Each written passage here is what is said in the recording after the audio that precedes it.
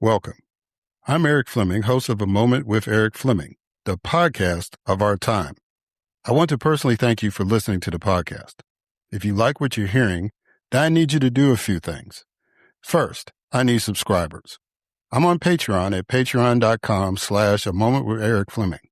Your subscription allows an independent podcaster like me the freedom to speak truth to power and to expand and improve the show. Second, leave a 5-star review for the podcast on the streaming service you listen to it. That will help the podcast tremendously. Third, go to the website, momenterik.com. There you can subscribe to the podcast, leave reviews and comments, listen to past episodes, and even learn a little bit about your host. Lastly, don't keep this a secret like it's your own personal guilty pleasure. Tell someone else about the podcast. Encourage others to listen to the podcast and share the podcast on your social media platforms because it is time to make this moment a movement. Thanks in advance for supporting the podcast of our time. I hope you enjoyed this episode as well.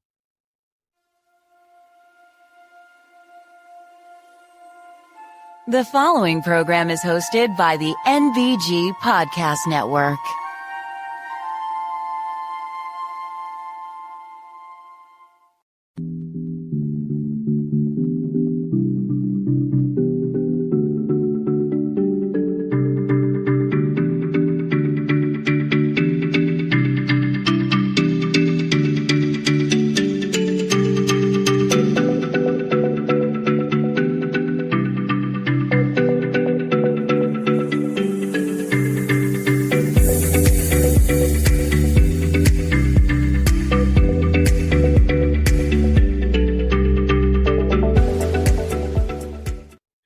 Hello, and welcome to another moment with Erik Fleming. I am your host, Erik Fleming.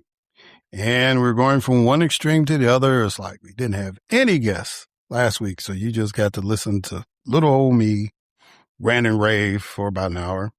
But this week, we've got 3 guests. 2 of them have been on the show before. Good friend that's political scientist here in Georgia, and quick becoming a friend that has been involved in labor issues and is a very prolific author. And so we're going to talk about his latest book. Then I've got a candidate for Congress. I've been fortunate to have some other candidates for Congress, in other parts of the country. And this one is running in a race in Georgia, and early voting is going on right now. So for her to take her time out of campaigning, come on a podcast, I greatly appreciate that. And I hope that you get something from that, especially if you live in the state of Georgia, that this conversation will help you in making your decision. Boy, things are going pretty fast after that Louisiana versus Callais decision. And I'm going to get into that a little bit after the interviews. But what an important time for independent voices in the podcasting world. I was listening to somebody on Instagram bring up the fact that what's going on in Tennessee hasn't really been covered thoroughly in the major media markets, major networks, but, it's been all over social media and, some of the cable networks, of course, have covered it, but what we call the legacy media has really been kind of lax in the coverage on that. So that's why you need to have independent voices like A Moment with Erik Fleming, for example, to at least keep you up to date with what's going on. I don't do a daily podcast anymore. So that's, mine are more summaries than anything else. But there are other podcasters out there that are doing it on a daily or at least 2 or 3 times a week. So, please listen to them as well as listen to this podcast so you can kind of get a feel for what's really happening and what's really going on. So please support us. You can support A Moment with Erik Fleming by going to www.momenterik.com, and you can support the podcast just by listening. But you can also support the podcast through donations, either a one-time donation or you can set up a subscription on PayPal, Patreon. You can use PayPal, but you can set up something on patreon.com to be a monthly subscriber. As I tell people, it's only $1 for the very basic thing. If you want something nice like a mug or a t-shirt, you can pay a little more, and that's the thank you for taking that extra step. But yeah, just go to www.momenteric.com. And, if this is your first time listening, welcome. If you're a regular listener, please do that. You can write reviews, the whole 9 yards. Just anything you can do to support independent podcasters, especially Black podcasters in this time, will be greatly appreciated. All right. Having said all that, it's time to kick this program off. And as always, we kick it off with a moment of news with Grace G.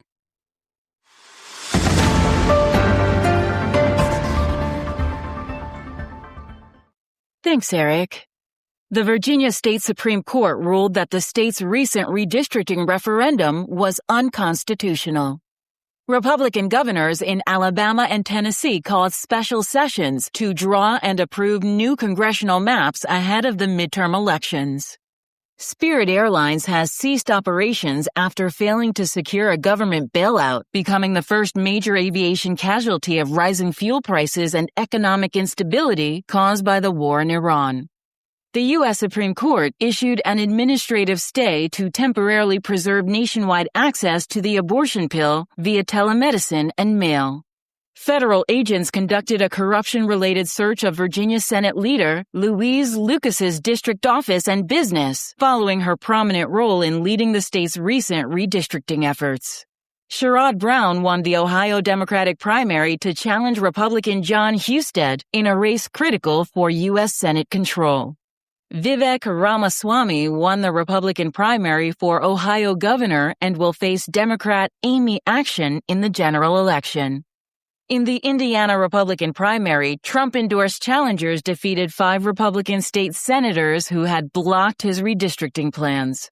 A federal judge has ruled that the Justice Department is allowed to keep 2020 election ballots seized during an FBI search of the Fulton County Board of Elections. U.S. and Moroccan forces launched a search and rescue operation for 2 American service members who went missing after reportedly falling into the ocean during the African Lion military exercise.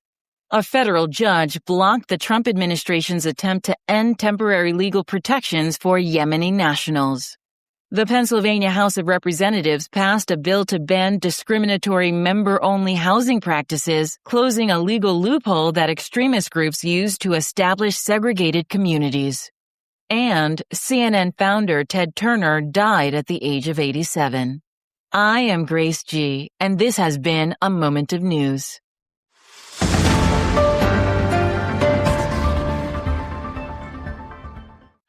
All right. Thank you, Grace, for that moment of news. And now it is time for my guest, Dr. Tammy Greer. Dr. Greer currently serves as a clinical assistant professor and director of the BIS Social Entrepreneurship Program in the Public Management and Policy Department at the Andrew Young School of Policy Studies at Georgia State University.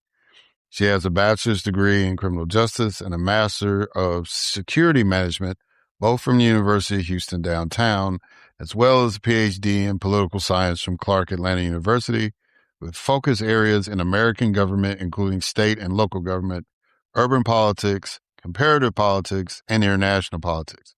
She has served in numerous capacities in the private sector, as well as the public sector, including as an educator. Dr. Greer's interests include community and civic involvement, focusing on how policy and the lack of equitable public policy impact historically underserved communities. She advocates for consistent civic engagement in voting, especially in non-presidential elections, which means voting for all positions on the ballot. Dr. Greer served as a board member on several organizations, including Georgia Women Connect, Media Policy Center, and the community chair working to create community garden in an urban food desert community. Dr. Greer has been interviewed in numerous state, nationwide, and international media outlets, including CNBC, Canadian Broadcasting Corporation, NPR, Washington Post, WGN, Christian Science Monitor, and the Atlanta Journal-Constitution regarding politics and policy.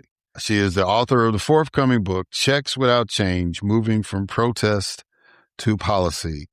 And she is a frequent guest of A Moment with Erik Fleming. Ladies and gentlemen, it is my distinct honor and privilege to have as a guest on this podcast, Dr. Tammy Greer.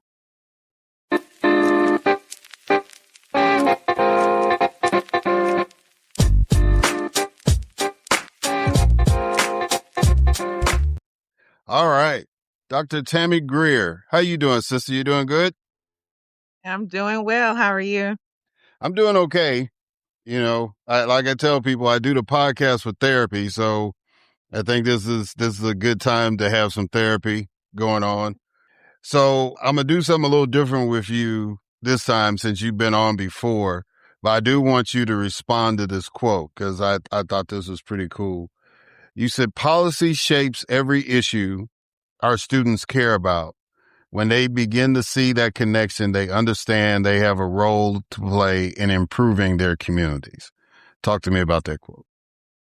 Sometimes the way that we view policy is that it's separate from who we are and what we want to do in life. And when we understand that it is a natural connection, that policy manages every single thing that we do, then we become invested in policy generally. We may start off with being invested in specific policies, so whether we are interested in art or in computer science or in engineering, then we will become interested in policy as it pertains to those specific areas. And then we'll begin to realize that policy then has a ripple effect into every other aspect. And once we can start talking about policy rather than the politicking, then we can get more people invested in the process that helps this republic to perhaps continue for another 250 years. Yeah, that's hopeful thinking. I think you're on the right track. I think people need to be more articulate about the issues and the connectivity of those issues. Cause a lot of people just feel that politics is over there and I'm living my life. And that's something I've been preaching. And I'm just glad that there's other people in the pulpit doing the same thing. All right, let's get into it, Doc. What are your thoughts on Louisiana versus Callais, which dealt with the Section 2 of the Voting Rights Act? Sure. So my thoughts are very different, or maybe more nuanced and perhaps hopeful, as you described me with my previous quote. So my thoughts are this, that when I read the decision that it is based on the Voting Rights Act and that Louisiana, according to the VRA in 1965, had only one minority seat. And then when Louisiana changed its map in 2022, it drew two. And that was the challenge, that second district instead of, and not the first. So it's not both of them, it's just the more recent one. And so that got me to thinking that if we, while I understand from a historical standpoint that it was critically important post Reconstruction and all of that damage with Jim Crow and just, years and years of oppression, that the Voting Rights Act allowed for there to be some type of reconciliation, if we could use that word, for people, for Black people in particular, to be able to have voting significance, right? Their vote mattered in terms of representation. I get that. So now that we've moved forward for these past 60 plus years, the question that I have is, number one, why are we satisfied with carving out a seat or two, right? Mississippi had one and now they got two, and now they're about to challenge that second one. Why are we satisfied with those two versus, as we discuss so many times during presidential years as well as during midterm election years the significance of the Black vote. If we believe that we have a role to play overall, why are we confining ourselves to those one or two seats? Because many of the folks in Louisiana, in Mississippi, in Georgia, in Alabama don't live necessarily in those compressed areas. They also live in other spaces throughout the state. So, which means that they can have an electoral advantage in those districts to create competitive spaces where you don't necessarily need to have a far right conservative that is always in that seat, or to have a Democrat to be in that seat and it's the same Democrat for multiple years. Why are we okay with that? I think that we should really be into the space of when we say that our vote, the Black vote matters and the Black vote has significance. My thought is that we should treat that Black vote like we treat the Black vote for statewide races as well as presidential races, where people need to come and we need to show out. And if we could do that, then we won't need to be confined to one seat at a table. To when the Voting Rights Act came, that it was 40 seats that we had at a 535 seat table. I think that we need to do more. I think that we should ask for more. I think that having more competitive races will allow for us to, overall as a country, to move beyond people having legacy seats, to move beyond people holding seats for a long time. Because even if we had that one seat in Louisiana, how many times is that Democrat who's holding that seat being primaried by somebody else? How many times do we allow for someone to primary that particular individual? We don't do that. So we don't have competitiveness inside of our own quote unquote safe seats. So how can we move the needle forward in this country when it comes to legislating for the masses if we're only confining ourselves to, I don't know, a fifth of our legislative body? I think we can do better than that. Well, I think that's definitely nuance, as you said. I think the challenge is, when we, like when we look at people that come from, say, California or Illinois, where I'm originally from, there is a track record of white people voting for Black candidates. As a matter of fact, all of the congressional districts that are represented by Black folks in Congress in California are not majority Black districts.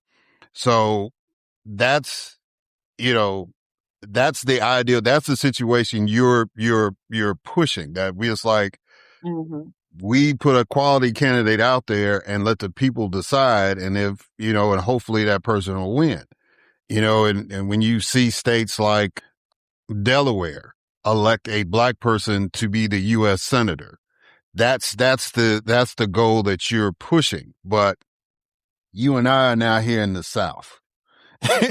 And it's like the minute that decision came out in Mississippi, where I cut my political teeth, really, they're talking about drawing the one Black district that we got out. In Louisiana, they've got a map now where instead of just conceding that one seat for, I guess that's Congressman Carter out of New Orleans, now they got a map where New Orleans is like divided and everything is fanning out. I don't know if that's going to make it on the floor or anything, but it's out there.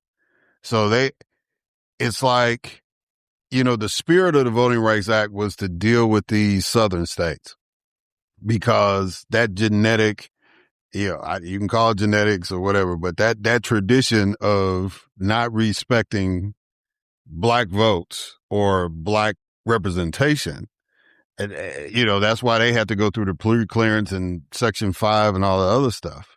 Alabama is in special session now trying to figure out if they can not only get rid of Congressman Figures, but Congresswoman Sewell too. So I think that's where the tension is. It's not, I've expressed to you and other people that my goal is to see a black person run as the Democratic nominee and a black person run as the Republican nominee for president. But we're not there yet. And I think that's the concern that a lot of us have. Georgia has been very lucky. I would say Reverend Warnock to be able to win a Senate race, and that the Republican Party conceded that and put a black person up against him when he ran for the first time, for the full term. But that's the only other southern state you're going to see that. When I ran, Mike Espy ran, and now Scott Cologne's running in Mississippi, we've gone up against some white Republican that's been there for a minute, right? Mike was the only one that actually got to run in an open seat, as a matter of fact. Harold Ford, when he ran in Tennessee, it was an open seat, but it was and he was a sitting congressman, and he lost to a mayor of a city, right? So, I mean, I think that's where I come from. I've seen what you've talked about, but I'm not seeing it here in the South right now. And that's why I think this thing has been devastating, because half of the black population in the country, or over half, is in the South. And if we're going to have political power, we still need to have protection. Professor, tell me where I'm wrong. I No, it's not where you're wrong. To me, it's an and, right? It's a both and. And the other and is, yes, more than 50% of Black people live in the South, yet we're voting way below our weight. And if we're voting way below our weight, we're asking for those that participate regularly to create the space for the majority of us who are not participating in all of these elections. So we can, have these great get out the vote efforts by all these civic groups in a presidential year or in a high stakes midterm. Yet, where are we when it comes to the get out the vote and the support of candidates running for these state houses, where these districts are drawn? That's where we're having a lack of, right? So we're already voting below average in presidential years, yet it's still a higher percentage, yet that's in presidential years. And then when we look at midterm elections, when we look at local elections, we're not there, right? In Georgia, we're ending our second week of early voting. And when you look at while the number of folks who have voted early is technically higher than it has been, it is still far lower. So where are we in supporting these efforts? And if we are not supporting these efforts by using the privilege that the Voting Rights Act of 1965 has given us, then we're like fighting against a headwind here, because we're wanting more, yet we're not moving collectively to say we really do want more and then want things codified, because we're not moving collectively for that. And that's where elected officials, because they want to be reelected. So if they want to be reelected, then the people voting for them need to move in the same direction to push them to do what we want them to do.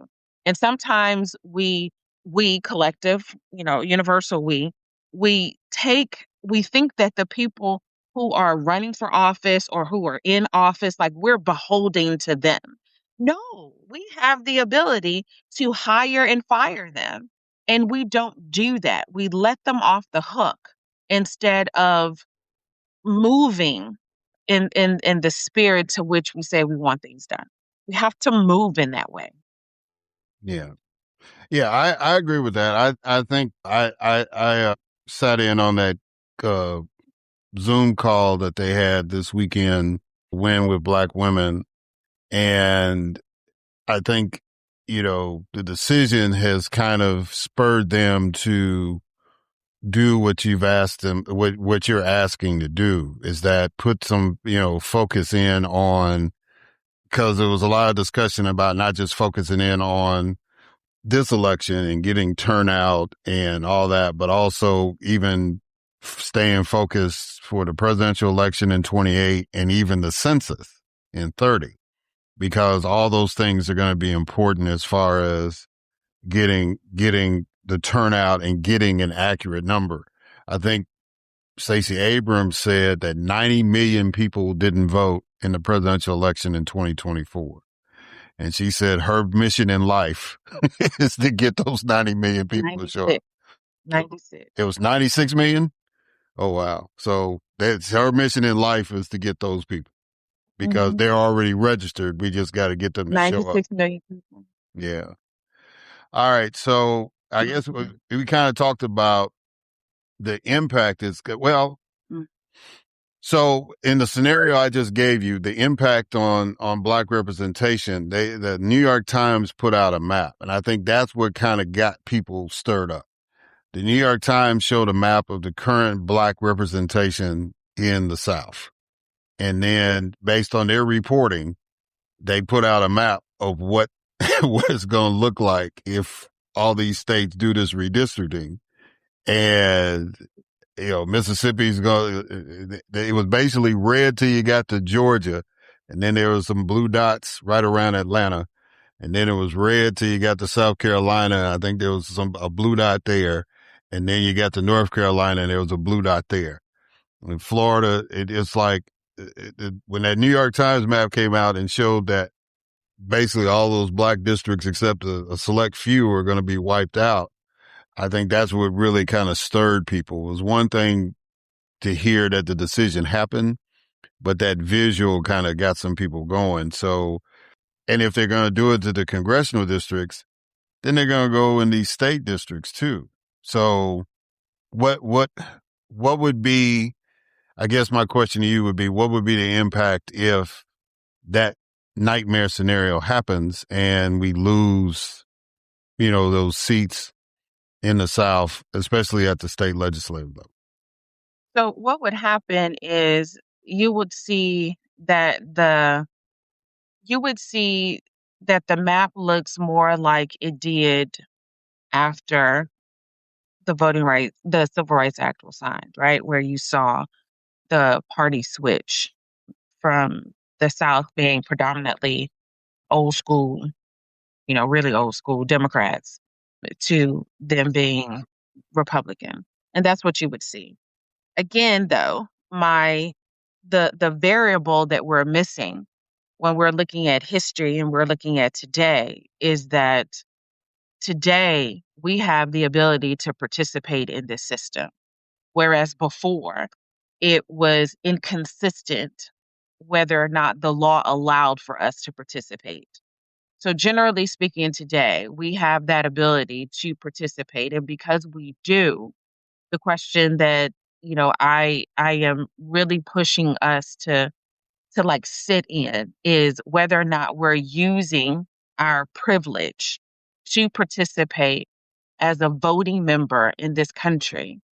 Are we using that privilege to our advantage, or are we ceding our citizenship in terms of voting? Are we ceding that to a group of people who are intentionally carving out and diluting our ability to impact the elections and to impact elected officials? So it's like one of those things where, are we ceding our vote and we're just not participating and say, you know what, it's all rigged. People gonna do what they want to do anyway.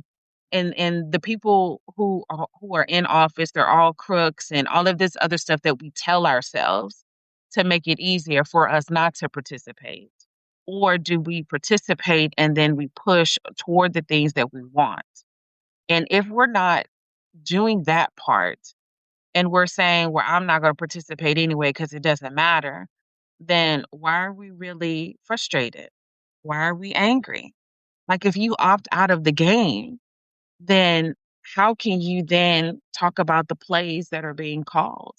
How can you then have commentary on how the players are behaving? We have the ability to all be in the for most of us to be in this game. And then those of us who talk about social justice, who talk about, the impact of some of these policies, you have the ability to get into the arena to change some of these policies so that there could be more equity, so that we can talk about people who are formerly incarcerated, ensuring that they have the ability to vote. And so then they are no longer being taxed without being represented, right? Then we can make these differences.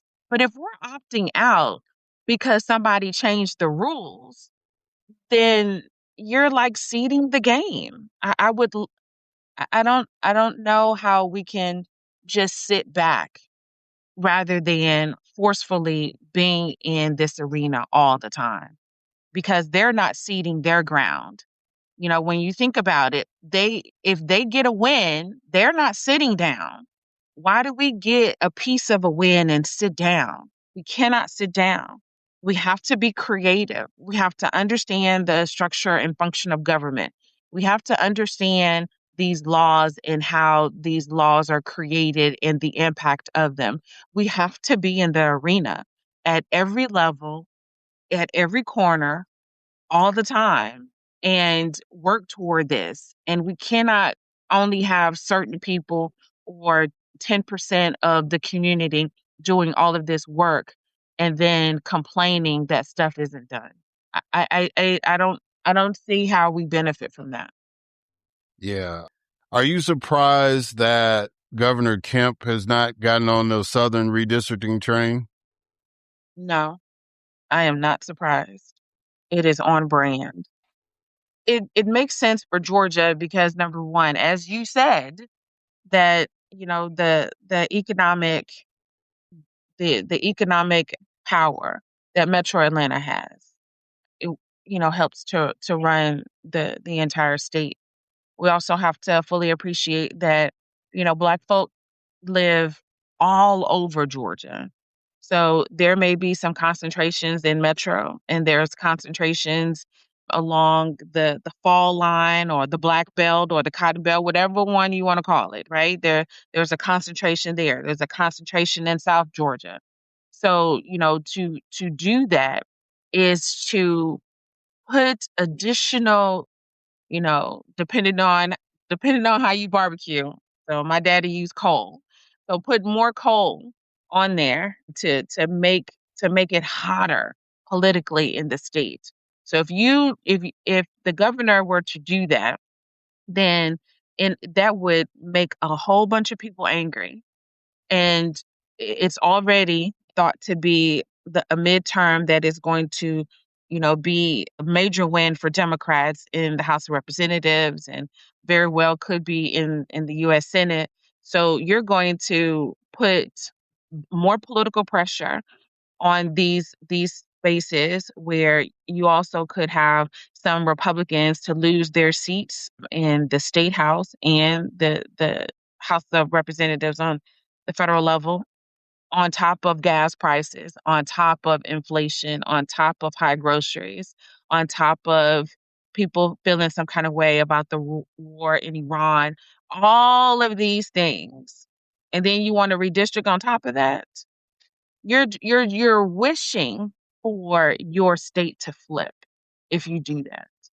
So the governor has more tact in understanding that there has been great interest in Georgia, which means that more money is going to flood into Georgia for these midterms.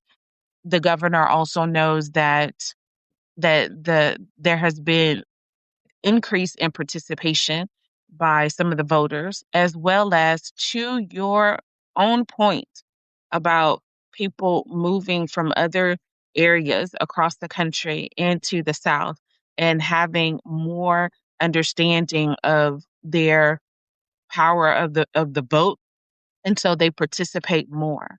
So if you do some of these things, you're literally disrupting your own political party inside of your state. And so the governor is more strategic and understands that consider the long game rather than short-term wins.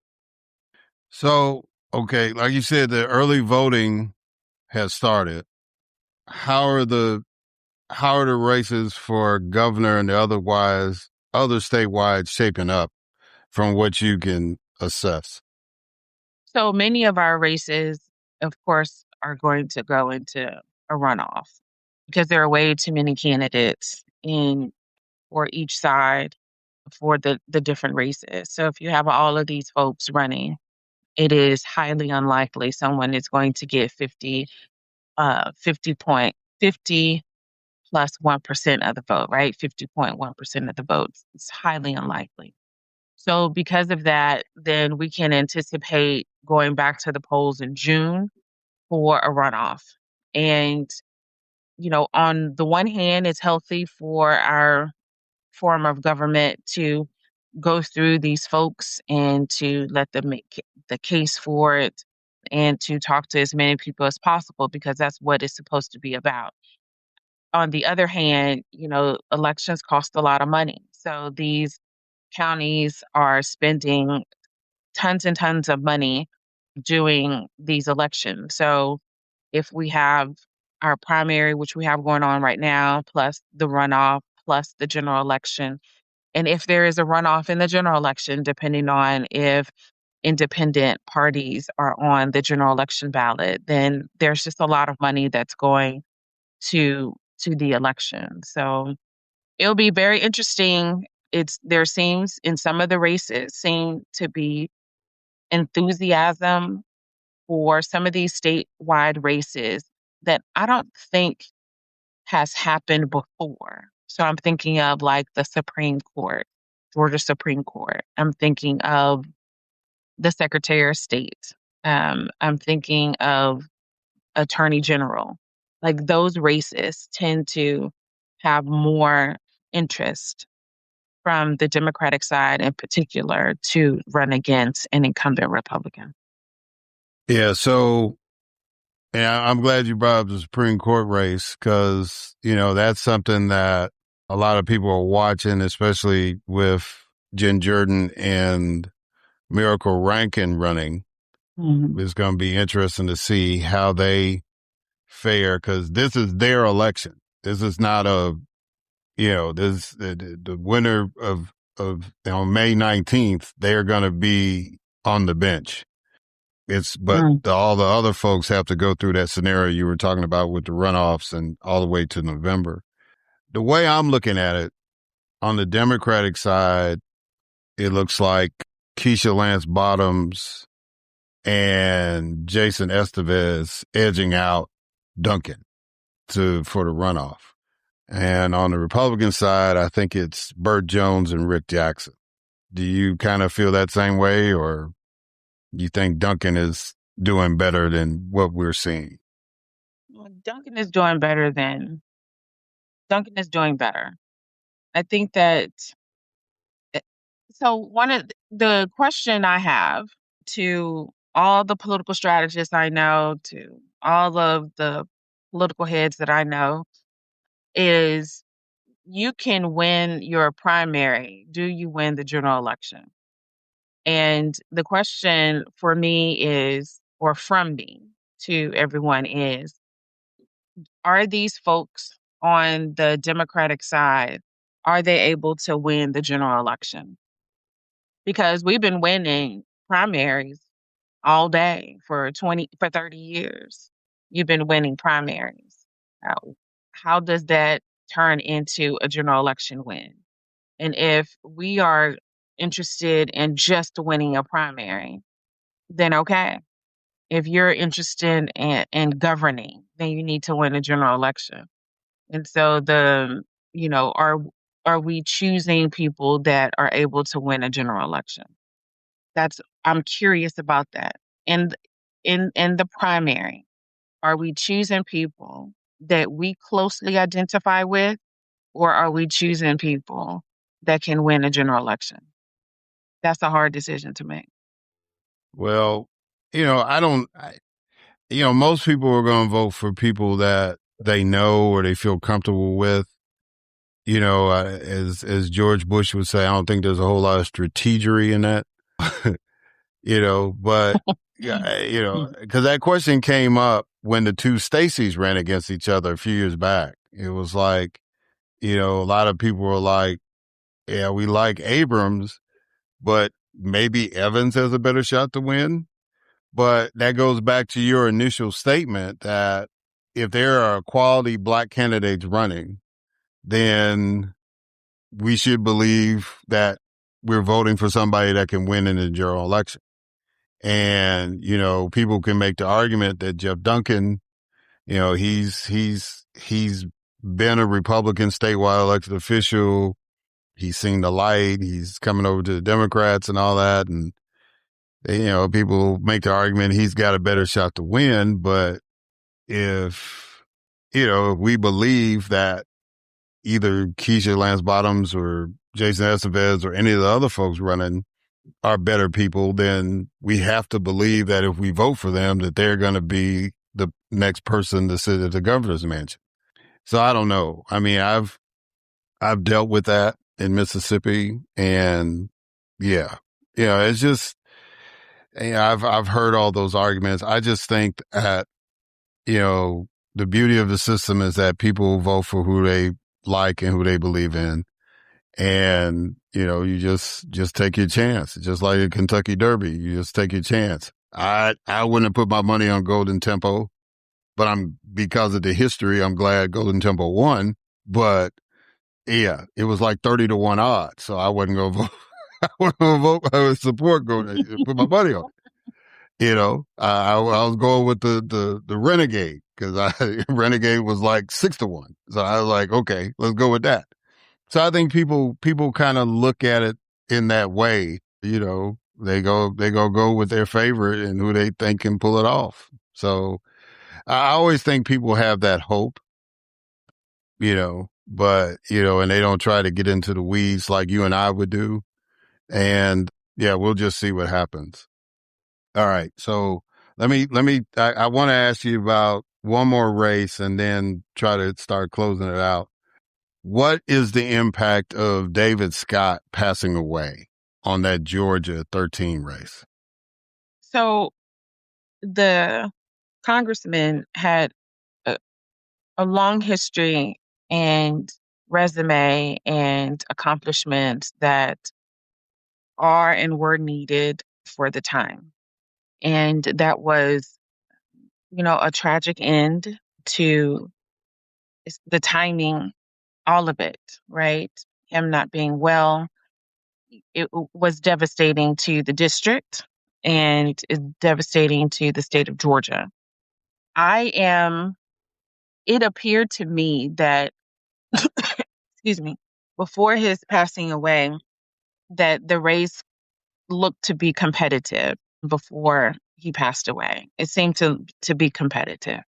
And with his passing, that has opened the door more for perhaps the second person to take a first place and maybe the third person to be the second person. So I think it created more visibility for the race. I also think it created some more aggressiveness by some of the candidates in that race to elbow their way to the top of consideration for the voters.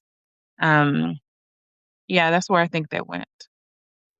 Yeah, because I remember when Mark Baker ran, a lot of people felt that he was going to have a competitive race against David Scott. And, because he was very progressive, relatively young, And, it just seemed like, and that was when that district was into Fulton County. He figured he was going to have a good showing in Fulton County. And, then, as it went on, in Cobb and other places that he'd have a shot. And then when the numbers came out, he got beat 70-30. And everybody was like, really? So, it's, You know why? go ahead. You know why? The reason is because Georgia is not a progressive state. Georgia is moderate. It is a center state. And because it's a center state, then, you could have pockets of progressive policies or progressiveness, right? You could have pockets of it, yet those pockets have to be, they're small and they're very strategic. They, if you can't be, all of that in the majority of this state. And sometimes one could argue the illusion of the city of Atlanta creates a thought that Georgia is more progressive than what it is. Is not. It's a very moderate state. Sometimes, depending on what that policy is, it could be center right. Sometimes it could be center left. Regardless, the thing that both of those have in common is center. And when you go too far to the left in some spaces, then the center will go toward the right, right? So you'll have pieces, and if if if if candidates in Georgia only run or attempt to run, whether it is far left, then you will have conservatives, you will have MAGA to win in this state. The and it's not to say that you cannot be progressive. You have to fully appreciate that there are spaces in this state where people may go with you on some of those issues, yet overall we are a center state. We are a center country. And if we think that everyone is thinking just like we do, or just like our small circle of people around us, then those that are on the left, even Democrats, right, will move toward the center or even toward the right. So I would like for, candidates to consider that, know your audience, know your state, know your district, that they are not as left as you think that they are. They are very center. And some of the policies that you champion, you know, climate is not a left issue. Climate is literally a center issue. And if you talk about climate from a center issue, if you talk about climate from a conservation standpoint, then you will get rural Georgia to go with you. You will get people below the fault line to agree with you because the climate impacts their crops. But if we're talking about climate as a far left issue, you are losing the very people that really agree with you. They just have a different way of describing and moving through this process. And if we don't change our language, which then perhaps could tweak our policies, then you're losing the very people that we then complain later about that are damaged by those policies. Well, it's because, you didn't go talk to them, or maybe you didn't use the language that made sense to them. So we have to be, bilingual and trilingual in order to talk to these different audiences. Yeah. Messaging is vital. So I got a couple more questions, Doc, before I let you go. Mm. Democrats in 2026 believe they will make significant gains in Congress. So on a scale, will it be a blue tsunami, a blue wave, or a blue high tide? I'm going with high tide. Okay. I'm gonna go with high tide. Yeah. So you don't think that the Democrats will win the Senate. They'll just win the majority of the House, and that'll be it. That's what I would say is a high tide. That's like the bare minimum. That Okay, well then the I'm gonna go with Democrats, tsunami then. a blue wave would be that the Democrats get the House and barely get the majority in the Senate. And then a blue tsunami is like, 2006, where the Democrats just flipped it upside down and then took over the House and the Senate. But so you're thinking that the I'm Democrats going are with just, tsunami. oh, you're going to go with the tsunami then? Yeah, I'm gonna go with tsunami. Okay. So you do think that nationwide, the Democrats are going to be that successful? Yes. I think the Democrats will be that successful. The question is, what are they going to do January 20th, right? What are they going to do when they have the majority, when they have the gavel? How are they going to govern, right? And this will go back to, that there'll be different factions within the Democratic Party. So are they going to be able to put some of their aggressiveness in terms of like wanting things for themselves individually?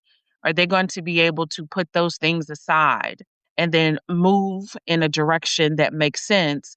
Or are they going to act like, some of the Republicans have been doing and making it about them? And instead of looking at policies, it's very individualized. So that will be, to me, the determination of what will happen for the next 2 years until the 2028 presidential election. And I would caution all of us, because we tend to do this way too often after, especially midterm elections, that we want voters in particular want to see this entirely new set of policies or an entirely new way of moving the country, or all of these folks are going to want to see the president impeached and convicted and removed from office. And if that doesn't happen, then folks are feel let down, and they're not going to vote in 2028, which is not going to make any sense. So my question really is, how are we as the electorate going to behave if you get these folks into office, and if they're able to start repairing some of this damage that has been done? Is that going to be enough for right now so that we can make long-term changes? Again, are we thinking long-term or are we thinking short-term? Yeah, that's really going to be the key. And like you said, that what the Democrats do in 2020, if they get both the House and the Senate, they have to set the tee up so that because they're not going to get anything passed. I mean, they'll pass it, but the president's going to veto everything that they bring out. So the key is whether it's President Trump or somehow, some way, President Vance, right? And so then what they have to do stuff in such a way where it's like they make the case that in 2028, okay, we need to have a Democratic president. All these ideas that we were pushing, we need to get a Democratic president there to make it happen. And like you said, if they go the route of just, focusing their energy on just trying to get rid of President Trump or, his whole cabinet or everything like that, then that might turn the American people off. And then you get a Republican president and still have a Democratic majority in the House and the Senate. So it's like you said, it's going to have to be some gamemanship in there. So let me go ahead and close it out because I appreciate the time that you've given me. Finish this sentence for me. I have hope because. I have hope because my mother was born not being a full citizen in this country. I have hope because both of my grandmothers birthed all of their children before they became full citizens in this country. I have hope because I have been born with all the privileges that my foremothers, aunts and great aunts, dreamed of, and now I live freely with. Wow, that's deep. So, Doc, how can people get in touch with you? How can people reach out to you? Go ahead and tell people how they can contact you if they want some of that wisdom. Most people reach out to me on LinkedIn, and you're welcome to reach out to me on LinkedIn. I don't have all the other socials. I know that's an odd thing in this day and age, but LinkedIn is the best way to reach out to me. Well, all right. Other than enrolling at Georgia State, but look, Dr. Tammy, I greatly appreciate you doing this. I'm glad this is the time of year you're trying to close out everything. So I'm glad that we were able to get this in. And, you know the rule because you've been on here multiple times now. So I'll just say I look forward to our next conversation. Thank you so much. All right, guys. And we're going to catch y'all on the other side.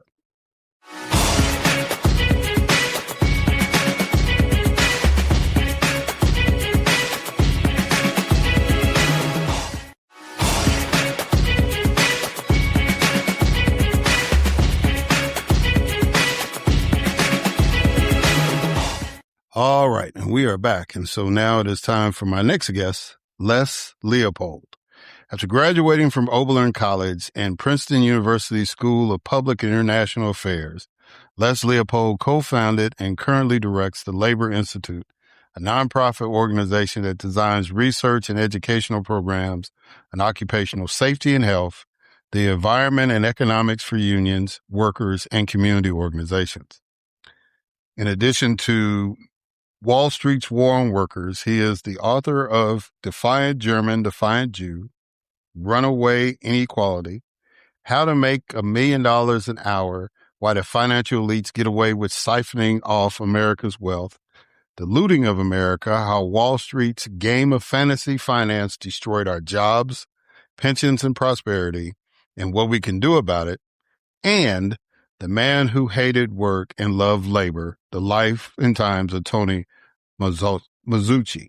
And now he's written another book, and that book is called The Billionaires Have Two Parties. We Need a Party of Our Own. And so we're going to discuss this new book as Les is making another appearance on this podcast. So ladies and gentlemen, it is my distinct honor and privilege to have again on this podcast, Les Leopold.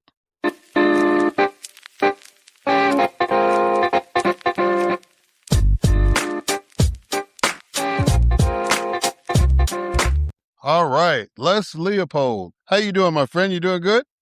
Doing very well. Thank you very much. Well, glad to have you back. I see you're doing what you always do and writing some books. So you've written a new book called The Billionaires Have Two Parties. We Need a Party of Our Own. So we're going to get into a discussion of that. So normally how I like to do it is at least have you respond to a quote. So this is a quote I'm going to throw at you. There is nothing mysterious about the foundations of a healthy and strong democracy. The basic things expected by our people of their political and economic systems are simple. They are equality of opportunity for youth and for others, jobs for those who can work, security for those who need it, the ending of special privilege for the few, the preservation of civil liberties for all. How do you respond to that quote? Well, that's exactly what we need. That's what we deserve. Unfortunately, we don't have that. We have two political parties who created a system where they take care of the people who are better off, and they give lip service to jobs, but people are struggling to maintain their employment. And I would point out that that is the number one problem in America is job insecurity. In this country, you cannot make it if you can't hold on to your job. And if you live someplace that doesn't have a gigantic, diverse economy, it's very, very hard on you if your factory goes down or your office closes. And that quote you just read is incredibly admirable because that's what we should aspire towards. And we need more than lip service from the two parties that care more about the wealthy than they do about the rest of us. Yeah. All right, Bruce Springsteen said, "We're desperately in the need of an effective alternate party, or for the Democratic Party to find someone who could speak to the majority of the nation. There is a problem with the language that they're using and the way they're trying to reach people." Why did you use this quote to set the tone for your book? The billionaires have two parties. We need a party of our own. Well, it's funny. I was working on the book when about the need for a new independent workers' party when his quote came up. And I was actually surprised because he mostly runs around the country campaigning for the Democrats. And I think he's been incredibly frustrated by the inability of the Democratic Party or the Republican Party to actually speak to the needs and interests of working people. He's very good at doing that. I mean, he's probably one of the best performers in the country, being able to really connect with a working class audience. In addition, I actually have had some connection with him over the years.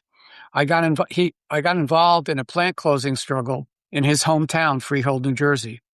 And I went to visit him on behalf of the local union, and he agreed to support the campaign, and he bought an ad in the New York Times. And the president of that local, Stanley Fisher, has maintained a connection with Springsteen's office for years. We've actually asked him, we asked him to write a foreword to the book, and he's interested. He's on tour right now. It may take a while, but since the book is produced on demand, as opposed to, doing a large number of copies at once, we can add him at any point.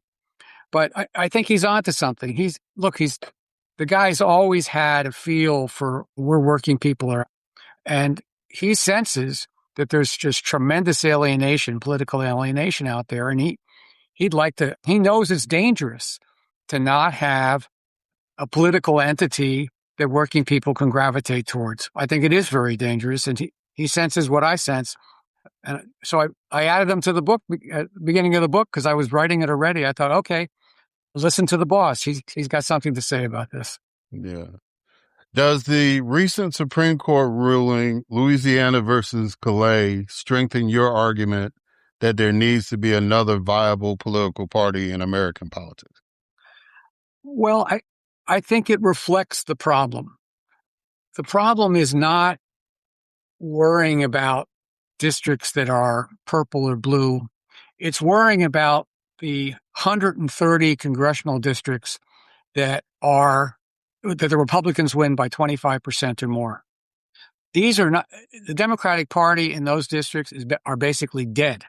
So no matter how you redistrict in Louisiana or elsewhere, you're still going to have the problem of these incredibly red districts all across the country. So what do you do there? I don't think you can rebuild the Democratic Party in those areas. I think their brand, and we've done some survey polling on this, the brand is so tarnished that you can't rebuild it. So you have to build something new. And Dan Osborne, for example, in Nebraska, is an example of someone building something new. He's running as a working class independent of both parties. He stands a chance to win the senatorial race there in next fall. But I'm worried about how do people have a voice in these one-party congressional districts all across the country. And we think that building a new entity, a working class entity on a very strong, progressive, economic populist platform would sell there. And it would change the dynamic of the country. Look, that beautiful quote you read at the beginning is going to be turned into fiction if we don't deal with this incredible polarization that goes on in the country, right? The big cities and the coasts are blue, and the rest of the country is red. As soon as the polls close on election night, these rural districts go red in about 5 seconds. That's not healthy. And a lot of these areas have working class constituents, former union people, their families that were once progressive areas in the Great Plains states and all over. And we need to reach out to these people. They need to have a chance to express themselves politically, and they don't have a chance right now. It's a tall struggle. The mishmash about all this gerrymandering is only going to make it worse. But we have to build something, just like Springsteen said. We got to be able to speak to these folks and have these folks speak for themselves. They need a political entity of and by and for themselves, where they can actually have a role in our political system.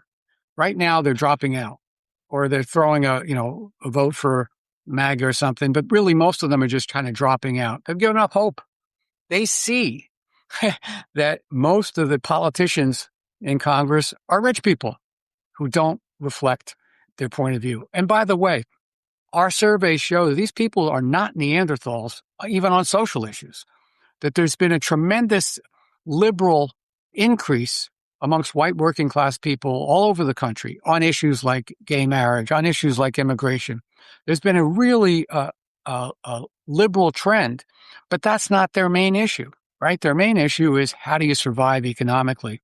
And just the image that comes to mind, it just happened in Nebraska. Tyson Foods shut down a facility in, I believe it's called Lexington, Nebraska. Town of 10,000 people. 3,000 jobs are going to disappear in a town of 10,000 people. Where do they go? What do they do? I mean, that's absolute devastation. And I believe, as your opening quote said, and working people believe this, that everyone who's able to work should have a right to a job at a livable wage. And if the private sector can't provide it, then the public sector needs to provide it. You can't have people, able-bodied people, without employment. That just won't work in our society. And I think we have found that working people very much want some modicum of job security. They want to work, but they can't work if they're, where are they going to find a job in Lexington after 3,000 jobs go down in a town of 10,000? Anyway, that's there's a frustration and anger, a disappointment that's out there that we need to have a space where this can be discussed. And I think a new political entity is the place to do it. Well, you asked this question in the book. So besides what you just said about job security, what do working people want? Well, it's interesting. There were, in the survey we did of 3,000 voters in Pennsylvania, Ohio, Wisconsin, and Michigan, the old Rust Belt, basically. Although people who live there don't want me to call it the Rust Belt. They get PO'd at me when I do that. But it's hard to, keep saying those names again and again. The Blue Wall, the former Blue Wall states or whatever. So we did 3,000 voters.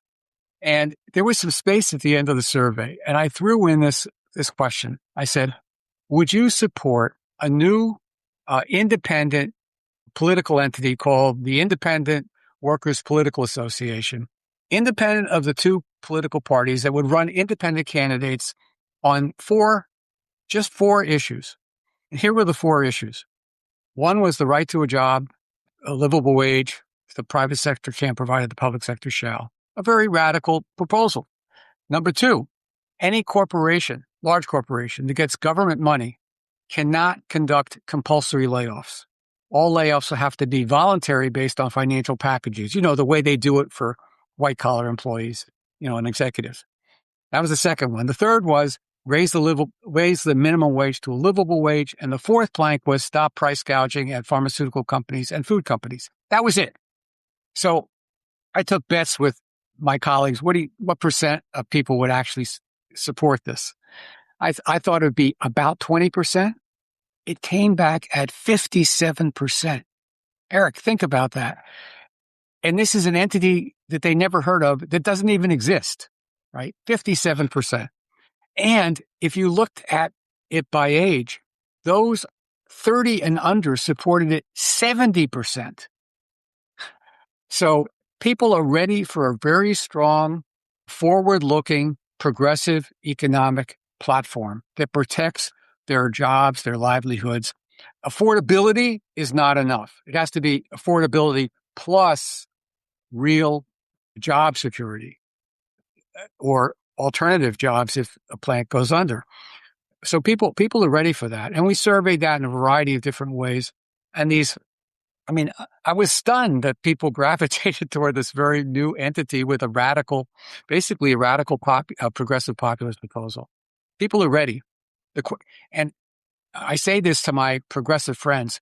They're more these people out there are more progressive than we are.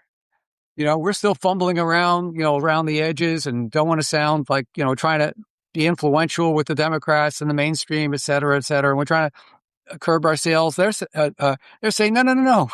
We really need a strong, forward-looking, progressive platform and a new political entity. Blew my mind. That's why I wrote the book. I said, this story has got to get out. So what's the challenge of making this fictitious party a reality? Well, that is the most important and I think provocative question, actually.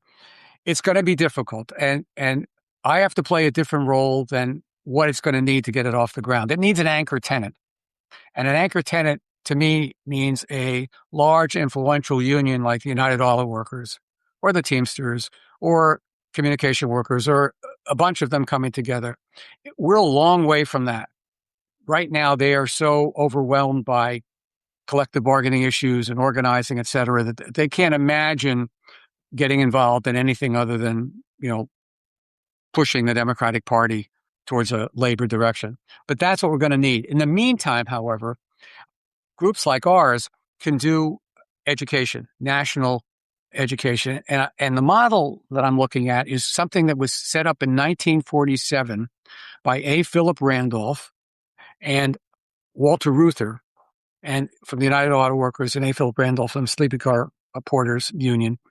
And they were very prominent and popular figures. They held a meeting in New York, and they brought 100 people together. A third were labor leaders, a third were civil rights leaders, and the third were kind of these alternative parties like the Minnesota Farm Labor, et cetera. And they set up a new entity called the National Education Campaign for Independent Politics. And they gave it the equivalent of about $700,000 to run, in today's money, to run conferences, write booklets, pamphlets, books, et cetera. And it existed for about 2 strong years. And then Cold War it got very intense, and the unions started having problems that felt that, they just didn't have the space for it. But it was a great idea. And that's something I think a group like ours can propagate. And this book is kind of the first step. So I'm hoping in the next month or so to inaugurate a national workers' education committee for independent politics, and to begin looking for places to do workshops and talks like this to promote not just the book, but to promote the campaign. And by the way, all the money that we get in royalties, should there be any, will go into the campaign. So I'm going to work on the educational front and hopefully light a fire under some of these labor unions and community organizations that have large memberships to say, hey, look, why don't you try something in these places where the Democratic Party has given up, like West Virginia. A tangent here, if you allow me. West Virginia used to be a Democratic state. I looked at this one little county that had lost the most coal jobs of any county in the country, Mingo County, West Virginia. It gave Bill Clinton 70% of its vote, 70%. And so did West Virginia, give a large majority to Clinton. Year by year by year, as those coal jobs disappeared, this little county of 30,000 people lost 3,000 coal jobs out of 3,300. The Democratic vote went down, down, down, down, down. Barack Obama got 44%. Joe Biden got 13%. Kamala Harris got 12%. I mean, and in that state as a whole, there, out of the 130 some state offices, the Democrats have 16. And in 40 of those areas, they don't run a candidate at all. So places like West Virginia are wide open. It's a working class state. It's it's not a state of rich people. It's open for something new, but I can't create the something new. I can't really answer your question, but I could create the educational frameworks and discussions that allow, I think, for people to consider that option. It's not going to happen overnight. Sometimes things do happen overnight, but I think it's going to take some anchor tenants, people that have large constituencies, as opposed to little nonprofits like ours. Yeah. 90 years ago, FDR said, we know now that government by organized money is just as dangerous as government by organized mob. If that's the case, then why are we still dealing with government by organized money today? Well, that is quite a story to be told there. The short answer is organized money has bought both parties. The most important primary that takes place in each party is called the money primary, where the wealthy donors basically decide which candidates they're going to throw their money behind.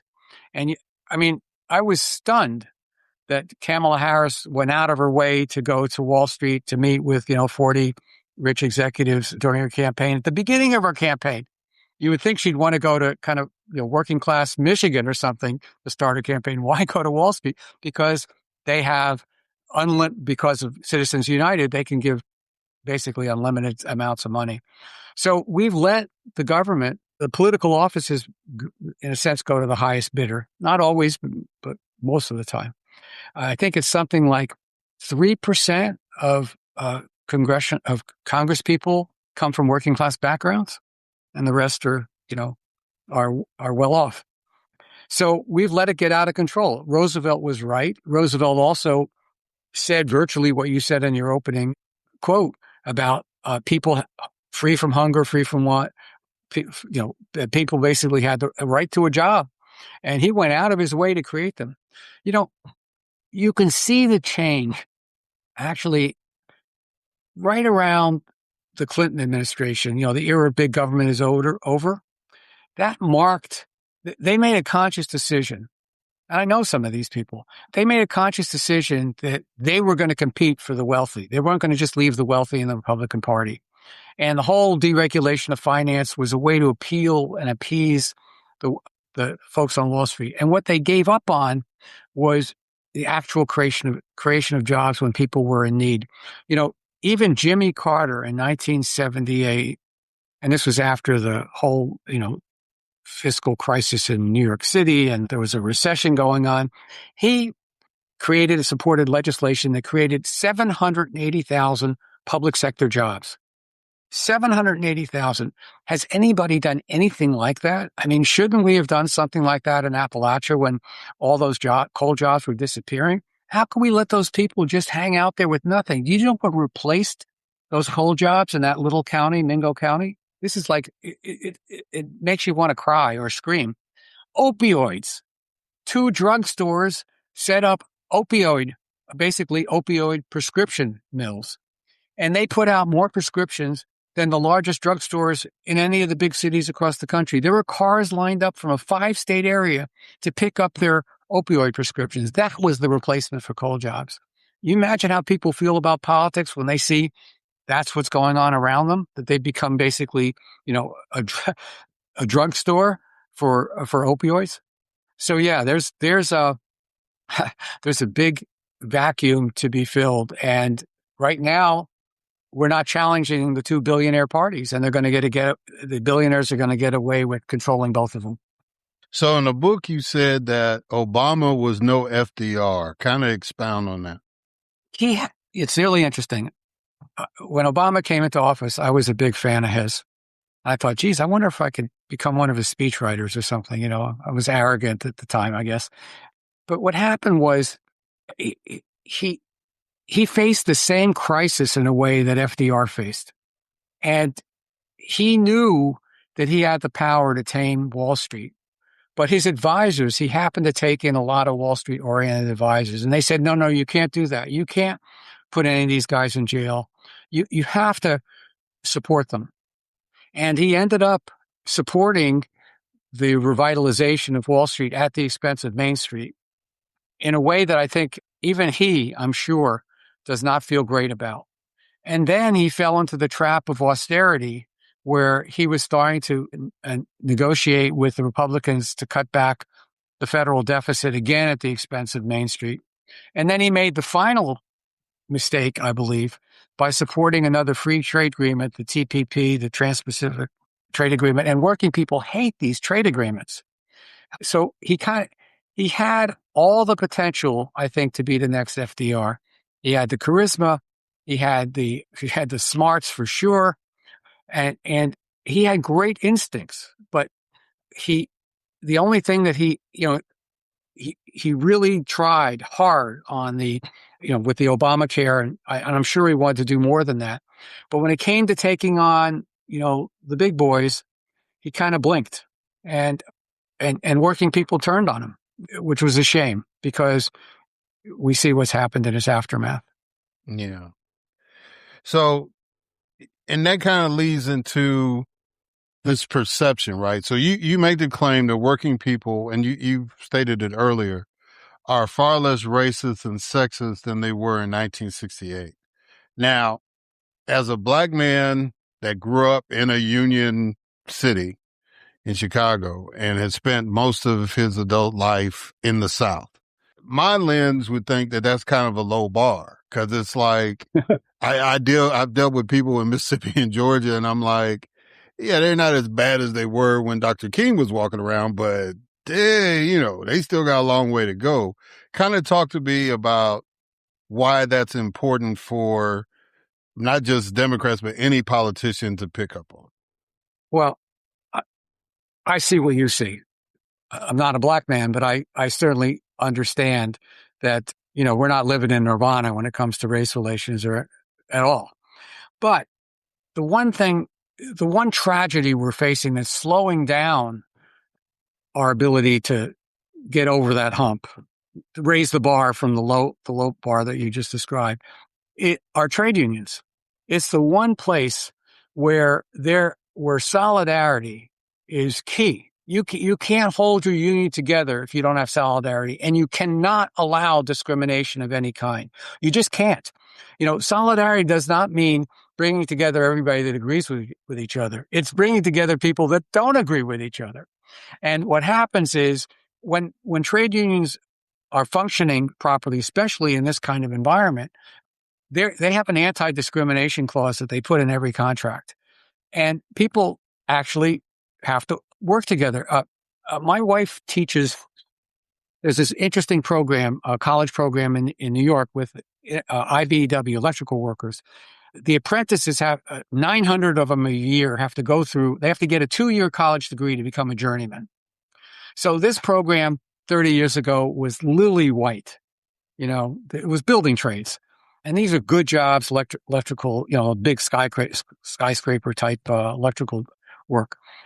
Well, our classes now are 30, 40% people of color, gay, lesbian, trans, all kinds of people now are flocking into that union. That changes. It doesn't, racism and sexism has not gone away, but it changes the power dynamics because now you've got the union non-discriminatory clause in your favor. If you get pushed around as a woman in these jobs, the person pushing you around could lose their job. The union might just throw them out because they can't tolerate this anymore. So one of the keys to raising that bar, I think, is the expansion of labor unions. Right now, that's very difficult to do, and it's not going to happen through the two parties have to be pressed. Another reason to have an independent political formation is to try to push for a change in the labor law, and also encourage people to get involved in unionization, which I think moves us closer to a step closer to the promised land. And I'm convinced that people working side by side, the whole problem, I think, with racism and sexism is when you really don't know, especially racism, when you don't know the other. The person is foreign to you. So you have all these images in your head about what they are like. You have to work next to somebody on a skyscraper, in a hurry. The color of their skin is the last thing that you're worried about. There's a whole bunch of other things that you have to work together on. So I don't know. This is a period where I guess I should be pessimistic, but actually I think there are opportunities, really good ones, but we have to break out of the box. We've got to break out of the two-party doom loop, as Dan Osborne calls it in Nebraska. I mean, we have to be able to think outside the box, try some new things, see what catches on. But most important, give working people a chance to say what it is they want and how they want to get it. We've done these workshops all over the country. The last iteration was called Runaway Inequality, or Reversing Runaway Inequality. And at the end of these workshops, it's all about, financialization and all this kind of stuff. And it's taught by workers themselves using a non-lecture method. One of the activities at the end is each small group of 4 or 5 people, we give them a big sheet of paper and we say, Draw your community or your world without runaway inequality. And you should see the pictures that they come up with. I mean, it's really good stuff. It's environmentally sound, pro-education, pro-employment, non-discriminatory, really good stuff. But nobody ever asks them. And I'm determined to ask the question. I'm determined to have this book help open up a discussion that it seems people are kind of fearful of having. Yeah, because when listening to you, two things always come to mind. I remember, I think it was NBC did a piece when Tom Brokaw was there about a town that's outside of Austin where it was like, you had this very diverse community. And, they were talking about like the captain of the football team was black and homecoming queen was Asian. And they had like this town picnic that had zero crime, but all of them were working and all of them were working in high tech jobs. Right. And they were, so they had a higher median income than even the city of Austin. But they just all flocked to this one particular suburb and everything was pretty cool. And then I thought about, the story about the coal miners in Huntsville and how the white coal miners stood up for the black coal miners who were getting underpaid. Once they realized they were being underpaid, then they just kind of said, well, we're all going to quit if you don't pay them. And that kind of got those coal miners organized up there. So there are instances in history that talk about what you were able to pull out of the surveys, recently. And it just seems like to me, and one of the things I've been stressing on the podcast is what we call real American leadership, right? And that really sounds like, the spirit of what I'm trying to get across and trying to get my listeners and other people to fall into and understand that we can do this together. But if we keep trying to stay in these silos, we're all going to suffer. And, so I was real excited reading your book about that. Really, it was really, really optimistic. A couple more questions. Why is it hard to persuade Democratic Party leaders that progressive populism is very popular? Well, I think you kind of hinted at that before. They really don't believe in progressive populism. If you're a wealthy person, or you're a politician and you really want to become wealthier, you've absorbed what I call a capital-centered view of the world, that becoming a billionaire is a good thing because those people invest in America, and that leads to more jobs, and that trickles down to everybody else. They won't use the word trickle down, but they adopted the capital-centric view of the world, and they've rejected the people-centric view, which is what you've been talking about. The people-centric view is say, look, what comes first is providing people with jobs, livelihood, education, healthcare. That's what life is about. And you don't have to worry about capital-centric. They'll take care of themselves. But the people in office, the reason they're rejecting this people-first model, the progressive populist model, they don't really believe in it. They believe in, I mean, if you look at the lobbyists, the consultants, the pollsters, and the politicians and the donors, they kind of agree on the way things run is pretty good. Yeah, it's got some problems here and there, but basically it's sound. And they just have no patience for understanding this incredible job dislocation that takes place. Millions upon millions of people have to, lose their livelihoods. They're scrambling to find the next job. They have let them become gig workers. Let them, drive for Uber. It's not like they consciously put them down. It's just that they're enamored by the world of wealth. It's really, it's the ultimate aphrodisiac. Wow, I could become wealthy. I could become powerful. Why not? And that becomes the center of your life. Yeah. What do you want readers of the book to take away from it? Hope. I'd like them to walk away saying, you know what? we can do something different. We can try to do something different. It's not that we don't have to ultimately despair and give up. My hope is that working people can develop their own political voice, their own political entity. And I would really like to reach those who are most alienated from politics right now and say, hey, there's another way. So yeah, if I can make people feel like there are possibilities, I will have done my job. Well, and that's a good way to end the interview, because I've been asking people this year to finish the sentence, why do you, I have hope because, but I think you just spelled it out, that it's like, just having hope and that people will believe that there is something else out there. And your book is one example of another way that we can reach some, I guess, some political hope and some political stability, leadership, whatever. I get it. I just, I want to see that world happen. I want to see that America happen. And as long as you're out there, Les, and your folks at the Labor Institute doing the work, then we got a good shot at it. So thank you, man, for writing a book, and thank you for coming on. How can people get this book, and how can people reach out to you all? Okay. So you can get the books. Obviously, you can get it on Amazon or any of the online sellers. You can order it at any bookstore anywhere right now. It may not be sitting out there for you, but just say that you want, billionaires have two parties. That's all you have to remember, or party of our own, and they'll find it for you.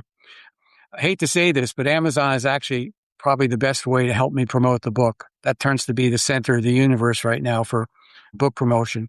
And then look, if you can write, once you get it and read it, you can write a little review on Amazon or Goodreads or any place else. Doesn't have to be long. And if it's critical, that's okay too. I'm not afraid of criticism. If you want to reach, I write a Substack every week, Les Leopold at Substack. You can get me there. And you can get me at lesleopold@aol.com.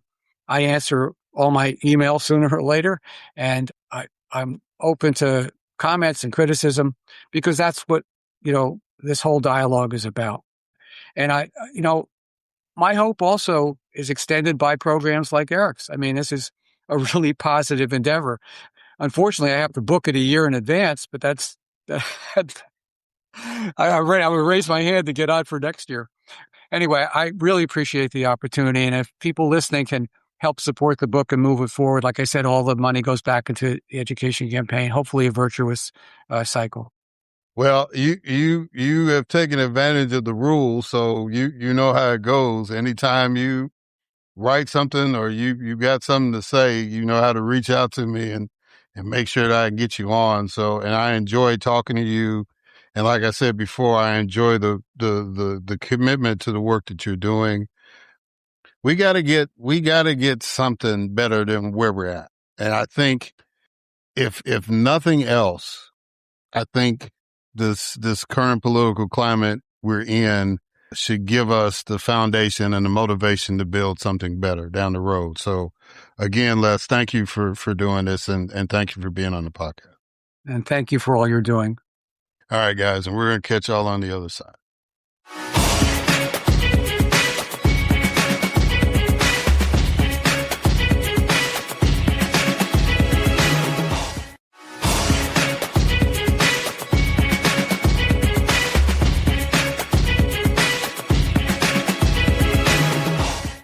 All right, and we are back. And so it is time for my next guest, Representative Dr. Jasmine Clark. Dr. Jasmine Clark is a state representative, scientist, and mother of two from Atlanta, Georgia. She received her BS in biological sciences with a concentration in microbiology from the University of Tennessee in Knoxville in 2005. Following her graduation from UTK, she attended Emory University's Laney Graduate School, where she received her doctoral degree in microbiology and molecular genetics in 2013. She currently serves as a lecturer of microbiology and human anatomy and physiology at the Nell Hodgson Woodruff School of Nursing at Emory University. She is also an active member of her community. In 2017, she served as director of the March for Science held in Atlanta and has been involved with the Georgia Alliance for Social Justice. She was elected to office in 2018 when she beat out six-year incumbent Clay Cox. She has represented Georgia's 108th district since 2019. Ladies and gentlemen, it is my distinct honor and privilege to have as a guest on this podcast, Representative Dr. Jasmine Clark.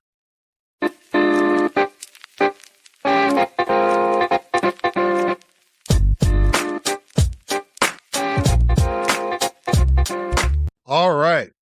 Representative Dr. Jasmine Clark, how you doing? I'm doing well. How are you doing this morning? I'm doing good. I'm doing better than you because I'm not campaigning. I'm not out there shaking hands and kissing babies and all that stuff. Those days, I think the last time I ran for something was 2008. So, yeah, I've been far removed from that, but I always applaud those of you who get out there and seek public office and are willing to serve the public. So I want to thank you for your service to the state of Georgia. And I'm excited for you and that you're running for the United States Congress. So let's go ahead and get started. I do a couple of icebreakers to kind of kick the conversation off. So the first icebreaker is a quote that I want you to respond to. Okay. And the quote is, "We need to be bold, loud, and intentional about standing up for our values and against what's happening in our communities. If people aren't hearing you, it's because you're not being loud enough." What does that quote mean to you? Well, it means a lot to me because I do believe it is my quote. I believe that there are a lot of injustices that are happening in our communities. And I do believe that complacency is not okay. And I do believe that we actually have to stand up to it boldly and loudly and very intentionally. And we can't use excuses like, oh, I didn't have this or I couldn't say this. I just believe that to be true. So when it comes to standing up for my community, I am proud to be bold and loud. Okay. Now, the next icebreaker is what I call 20 questions. Okay. So I need you to give me a number between 1 and 20. Okay. I'm trying to think. Let's see. 7. All right. What do you consider the best way to stay informed about politics, current events, health, etc.? Oh man, whatever is the way that you consume any information. So if you're the type of person that, consumes your information, through the news, and then that might be a good way. Or if you're the type of person that likes to look things up and research, then getting on the internet and doing that, but just make sure you're looking at good sources. But ultimately, I actually don't think there is one good way. That's probably maybe a good thing or a bad thing, but I don't think it's one good way. Okay. So, as I always tell my guests, which is actually a fact, is that most of the guests are smarter than me. And so I want to know somebody with your background in health, because your background is in health, right? It's like nursing or something like that? So I teach at a nursing school. I teach future nurses, but my background is actually in microbiology, research science. Right. Yeah. That's where the doctor comes from. So why did somebody that was into microbiology decide to get interested in politics? Oh, man. So I asked myself this same question when I first decided to run for office back in 2017 when I first got on the campaign trail.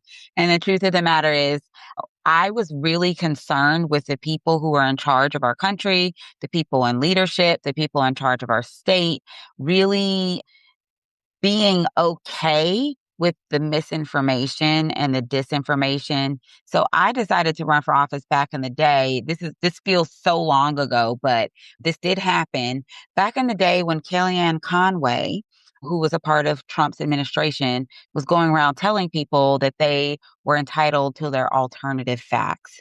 So first I got into activism. I led the Atlanta March for Science. 10,000 people showed up and said, we want to see better policy making that actually takes into account real evidence, real data, real facts. And it kind of just pushed me into this world that I never thought I would be part of. And so I actually tell the story when I'm on the campaign trail of like in November of 2016, I went to sleep a scientist, and that next morning I woke up a mad scientist. And that's what propelled me into this world that I am now, where I still am a strong advocate for science and I still actually do science. But I also feel like policy is really important and we need those science voices in the room. Yeah. Tell the listeners about Georgia's 13th Congressional District and why you want to represent them in Congress. Yeah, absolutely. So Georgia's 13th Congressional District includes 6 counties. It includes parts of Gwinnett County, all of Rockdale County, parts of Newton County, parts of Henry, parts of Clayton, and parts of DeKalb County as well in the South DeKalb area. And I want to be the representative because I want to bring that science lens and perspective that I've brought to the Georgia State Legislature to Washington, D.C. So I'm seeing all the things that are happening with healthcare, public health, the way RFK Jr. has been allowed to just completely dismantle and undermine our public health systems, the way Elon Musk was allowed to just go in and indiscriminately fire our public health workers and cut funding to very important research.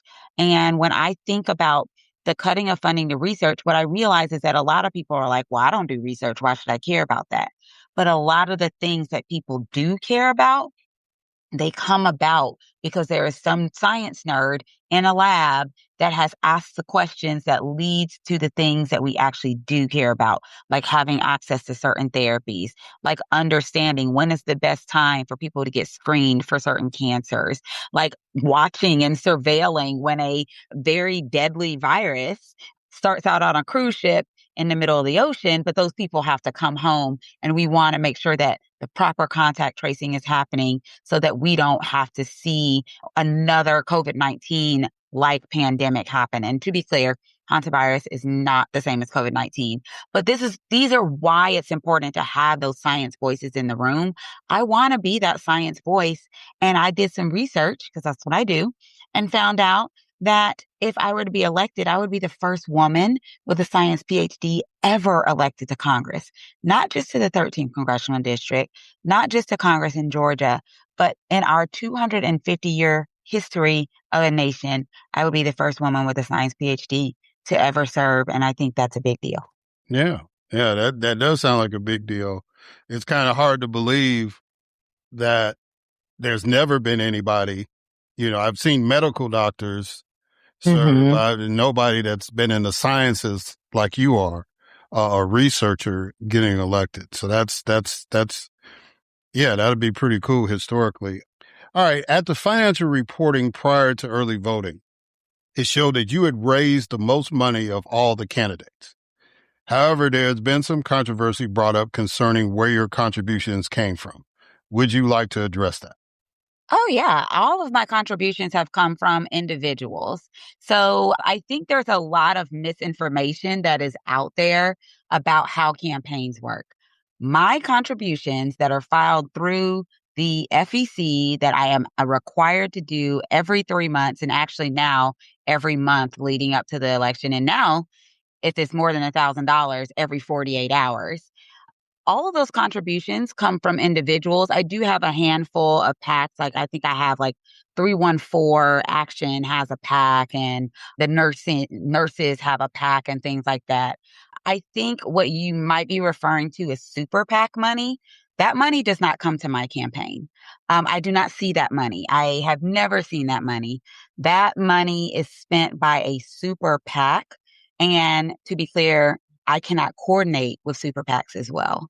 So again, as a person in science and as a person who got into politics to dispel misinformation, I do think it's really important for people to understand the difference. I actually have been very successful in getting support with a message of bringing a science voice to Congress. I have over 23,000 individual donors, and my average donation is actually less than $35.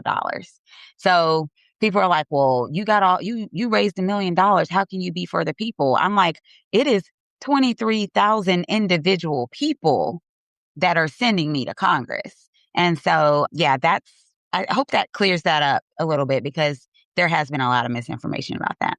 Yeah. And, I've run, federal office before too. So I know that's a lot of paperwork and it's very meticulous. And if you've got that many donors, especially in a race like Congress, because, president, they have like staff.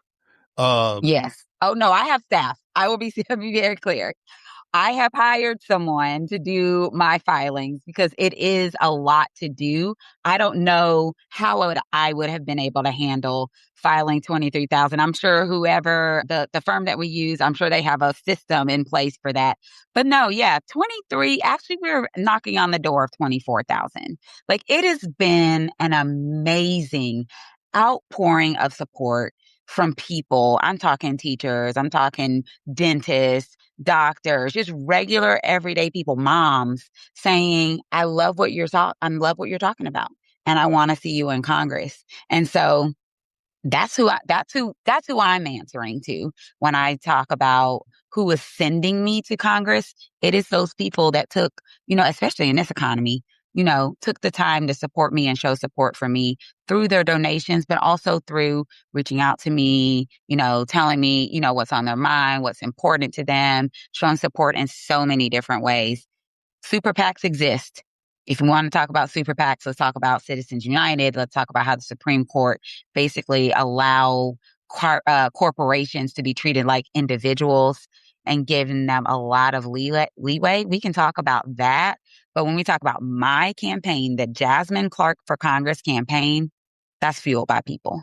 Gotcha. How has David Scott's passing impacted your race?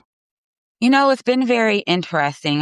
When David Scott passed, it was kind of a jolt to the system, because that's not exactly, that wasn't expected for me, at least. I think the impact has been one of confusion. I will say that. There are a lot of people that are like, I don't understand. What does this mean? Does that mean now we have to have a special election? And is your race even still happening? And that was like the initial confusion. And so to answer those questions, yes, May 19th is still happening. Early voting has already started. Yes, there will be a special election, but as a completely separate election that happens on July 28th. So 2.5 months after May 19th. And that is only to fulfill the current term left by David Scott upon his passing. And no, the person who runs in a special election does not show up on the ballot in November. And there were also, and then there was confusion at the polls itself. So I had people reaching out to me saying David Scott's name was still on my ballot.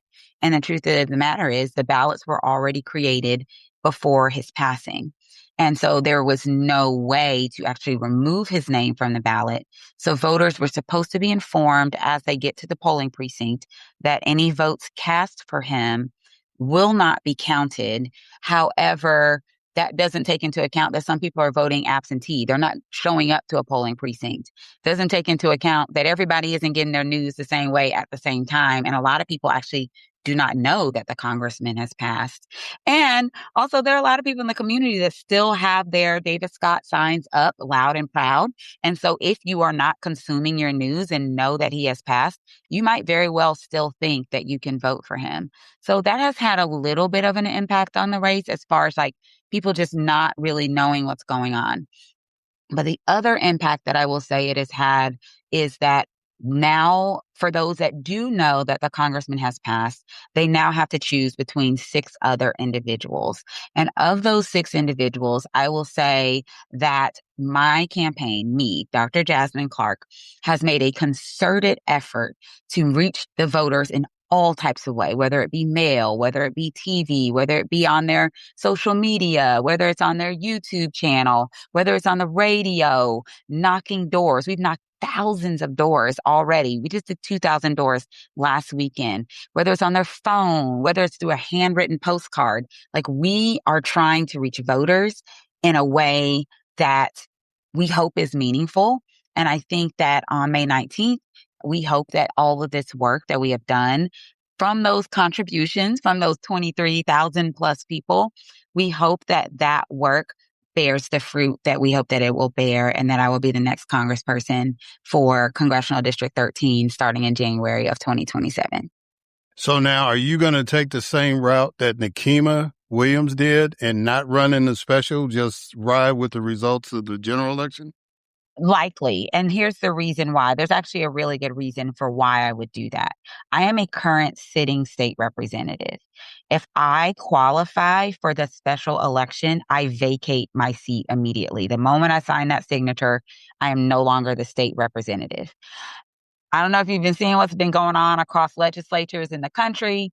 Right now is not the time to create a vacancy in the state house when we need people to be fighting back against this redistricting efforts that are happening.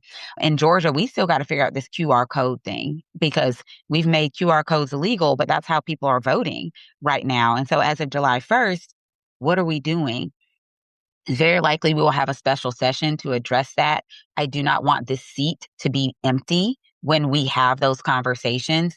I do believe that the people who live in House District 108, my current House District, who also live in Congressional District 13, deserve to have a seat at the table when all of these things are happening. And so I just don't feel that it's right to abandon my constituents just to get into Congress a couple of months earlier. And so, yes, I will take a similar route to what Nikema Williams did and really just focus on making sure I am fulfilling my obligation to my current constituents and preparing to be the next congressperson in January of 2027. So now, one of the things that I was critical about Congressman Scott, but it wasn't really, it's not illegal. Because to run for Congress, as long as you live in the state you're running in, you can live anywhere and run for any district. But one of the concerns I had was the fact that he did not live in a district. At some point, he had moved out. And, I'm just one of those politicians. When I was running that, I wanted every vote to count, including mine, right? Because if it came down to one vote and I couldn't vote in my own election, I would feel some kind of way.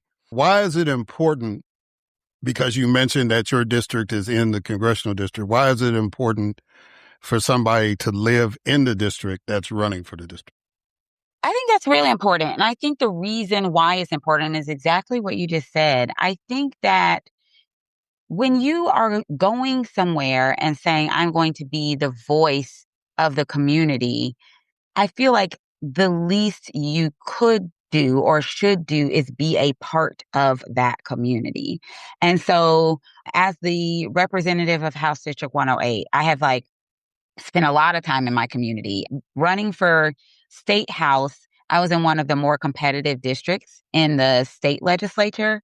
And so I really took it very seriously that I needed to have my ear to the ground. So I was out there, I was having the town halls, but I was also going to the events. I was going to the local farmers markets. I was going to the, local days in the park, food truck Tuesdays and all that stuff. I was embedded in my community. And I think that made me a better representative.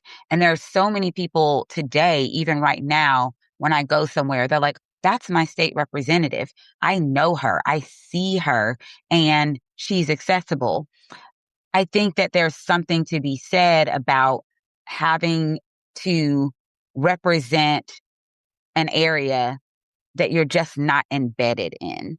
And now, mind you, a congressional district is much larger than a state house district. So there are parts of this district where I have ties. So for example, I have family in Rockdale County. I have family in Newton County. I have family in Ellenwood. Actually, at one point I lived in Ellenwood. I have family all throughout the district. So I do have ties to this district while also physically living in the district. And then I think if you're voting for Congress and not able to vote for yourself, I think that is kind of a testament to maybe this is something that someone who does live there and can vote for themselves should do. Now, I don't like to speak, ill of those that have passed. So I do want to say this is me just speaking generally about how I think about people who run for districts that they don't live in, and not necessarily specifically about Congressman Scott upon his passing.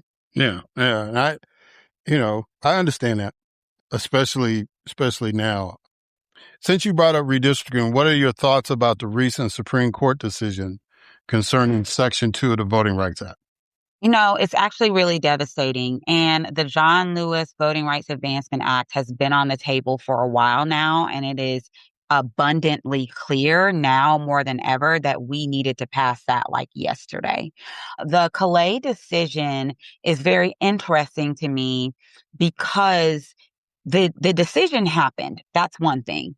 What I found most interesting was the response, how quickly there were certain governments, Republican governments in particular, that said, now that we have got the green light to dilute Black voting power, let's do it. And I mean, like immediately, like let's cancel the election that's already happening so that we can go ahead and dilute their voices. In Tennessee, let's draw districts where from one end of the district to the other, it would take you over 3 hours to drive there because it's 200 miles away, so that we can dilute the power of the Black vote in the Memphis area. Having gone through the redistricting process before, actually having been redistricted twice, I've been elected 4 terms, Eric, and I have run in 3 different iterations of this district because I kept getting redrawn. They kept going after me in the redistricting process. But what I will say is, having done it, I know what you're supposed to consider when you're doing redistricting. You're supposed to consider things like communities of interest and all of that stuff. I lived in Tennessee. I can tell you right now, you cannot convince me that drawing a district that starts in Memphis and goes all the way to the rural areas of Tennessee acknowledges true communities of interest. So it flies in the face of what districts are supposed to be. And I really just think that, one, people, including Black people, and specifically Black people, have to show up in droves in elections, because the reason why they do this, one, they go after us because they know the power of our vote if we show up. But 2, they actually don't fear the consequences of going after Black voters. And so we need to make them fear the consequences of going after Black voters, which is that we're going to organize and we're going to fight back and we are going to strategize and we're going to beat them at their own game. Maybe not as quickly as we want to, but over time, I'm telling you, this stuff does not work if you get people galvanized and energized enough that they're ready to fight back. And I think right now, a lot of people are paying attention and they're ready to fight back. Well, one of the things I was going to bring up in my opinion part of the show, just remind folks that early on, the British was winning the Revolutionary War and the Confederates were winning the Civil War. And we know what happened in the end. And I think that that's really the approach that we have to have as Black people, that, they're doing their little victory laps now, especially after the Virginia Supreme Court decision yesterday. But November 3rd is still coming. And I agree with you. The more that we turn out, the results that everybody is expecting is going to happen. Speaking about Supreme Court, since the circuits of the U.S. Court of Appeals are assigned a circuit justice from the U.S. Supreme Court, and there are 13 courts of appeal circuits, would you vote for an expansion of the U.S. Supreme Court to 13 justices? Absolutely. I actually believe that we are long overdue for expanding the court. Now, we do need to do it in a way that we make sure that we are, strategic about it. So I wouldn't do it right now while Donald Trump is the president. But the moment Democrats actually have power, which could be very soon, we need to grab it by the horns and actually do the things that need to be done to make sure that we are just keeping up with the times. I'm sorry, our Supreme Court is way too small for the size of our nation, but also, to your point, to the size of our appeals courts and all the different things. So I am 100% in favor of increasing the size of the court. Yeah. Are Georgians concerned about the Epstein files? And if not, what are they concerned about, and how will you go about addressing those concerns? Georgians are concerned. So here's the thing.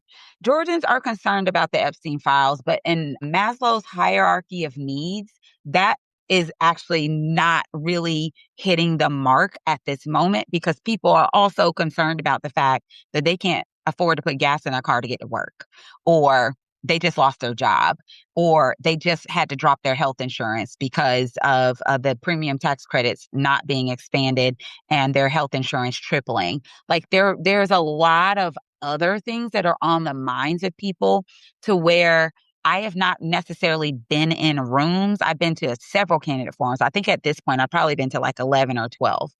I've not been in a single room where Epstein has come up.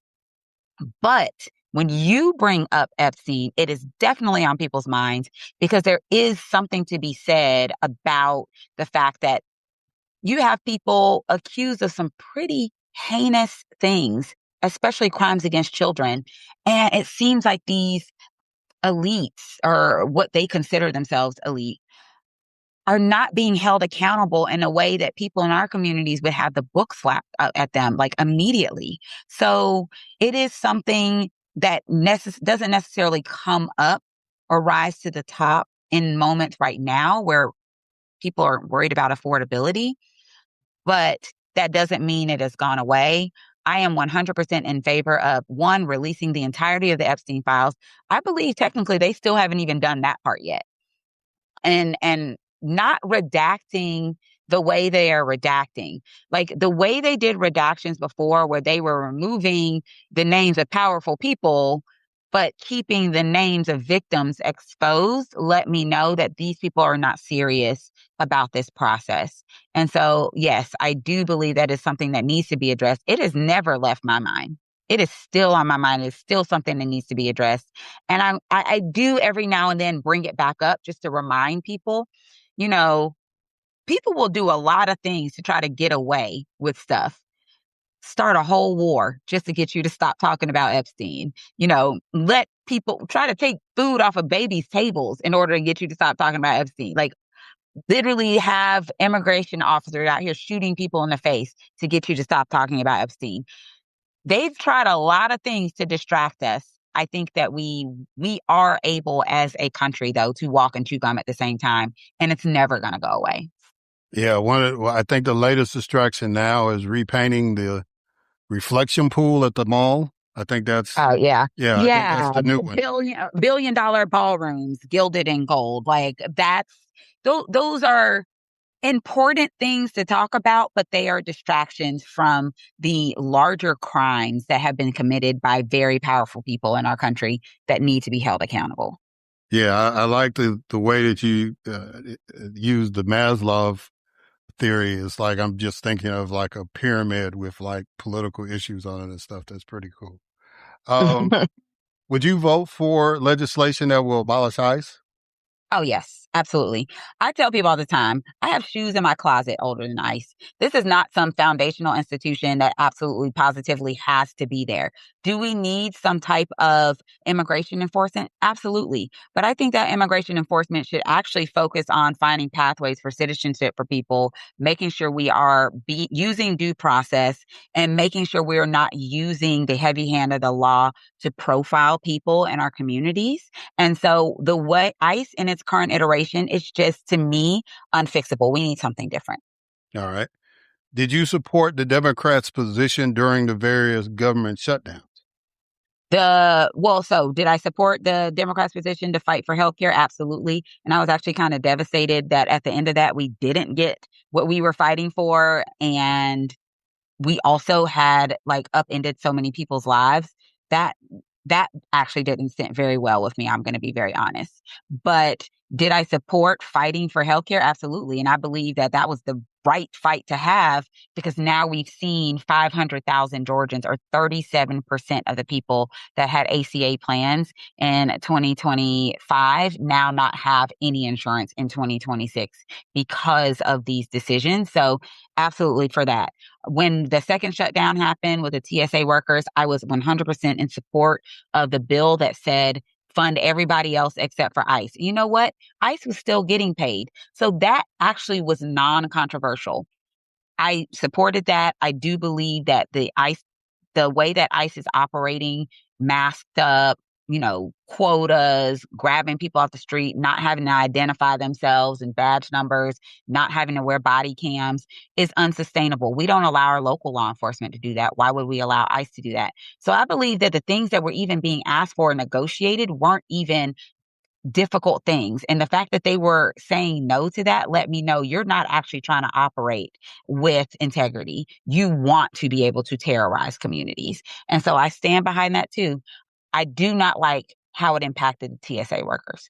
I still do not like how it impacted TSA. I do not like how the administration felt then the next best thing to do was not to pay TSA workers, but to bring ICE into the airport to try to do what TSA workers do. I felt like that was a slap in the face to those employees. And to be clear, a lot of those employees live in Congressional District 13. And so I support what the Democrats have done. I do not support how Republicans have played people and used people as pawns they just don't care. And it's hard when you're basically negotiating with terrorists. So, but yes, I guess the short answer to your question is yes. All right. So now these questions I'm going to rattle off and you can just say yes or no. If you want to explain your answer, you can. Okay. I'm trying. Okay. Do you support going to war with Iran? No. Would you support the United States going to war with Venezuela? No. Do you support military aid to the Ukraine? Yes. Do you support military aid to Israel? Depending on what we're talking about, most likely no. But it depends on what we're talking about. All right. So the October 7th situation, right? Immediately after that, you would say you might be prone to vote for them to say, okay, Israel wants to respond to a terrorist attack in their nation. You might vote for that. No, I don't vote for war. I don't vote for war. No. All right. Taking into account that 33% of your state's population is African American, what is your position on reparations? I think it is a long overdue conversation. I've actually worked on reparations as a state representative. We need to have this conversation. It needs to be had now. And so I'm 100% in favor of it. Okay. All right. So early voting has started, as you mentioned, here in Georgia. What message do you want to convey to the voters to consider you to be their next congresswoman? I'm running to be a science voice in Georgia at a time where science is under attack, where public health is under attack, where we are, in the process of probably dealing with the next pandemic in the next couple of years with people at the helm that have absolutely no regard for human life. And we need those voices in the room. I have a track record as a state representative of standing up to and fighting back against MAGA. My record speaks for itself. I fought back against Brian Kemp when he manipulated COVID data. He had to change the record. I fought back against Republicans when they manipulated and lied about their justifications for our state's abortion ban. They had to correct the record. And they tried to do that quietly, but I will not let them forget. I stood up for our students in our schools when our state school superintendent tried to not fund AP African American Studies because he tried to call it a divisive concept. And I stood up to them, and it is now fully funded. And I have a child who is in high school right now that has the opportunity to take that class because of her mama's fight. So I stand up to them. I stand up to them in committee. If you've ever watched a committee hearing that I am sitting in at the state capitol, I am asking the questions. I stand up to them on the House floor, whether it's me speaking in the well or me asking questions during debate. I am a fighter, and I'm not just saying that for campaign purposes. I have receipts. And so if you want to send someone up to Washington, D.C. to actually fight for you, know that you can trust that I will do that because it's something I'm already doing right now, even today as a sitting state representative. And again, because this is really important to me, I also want to say we need to have science voices in the room because a lot of the things that are impacting our communities, and by our, I'm talking about Black communities, Black and brown communities, a lot of the things that are impacting us, those are the things that go on the chopping block first. And we need people in the room standing up for us. So when they're cutting cancer research and they're cutting things like prostate cancer research, guess who is most likely to die from a prostate cancer diagnosis? Black men.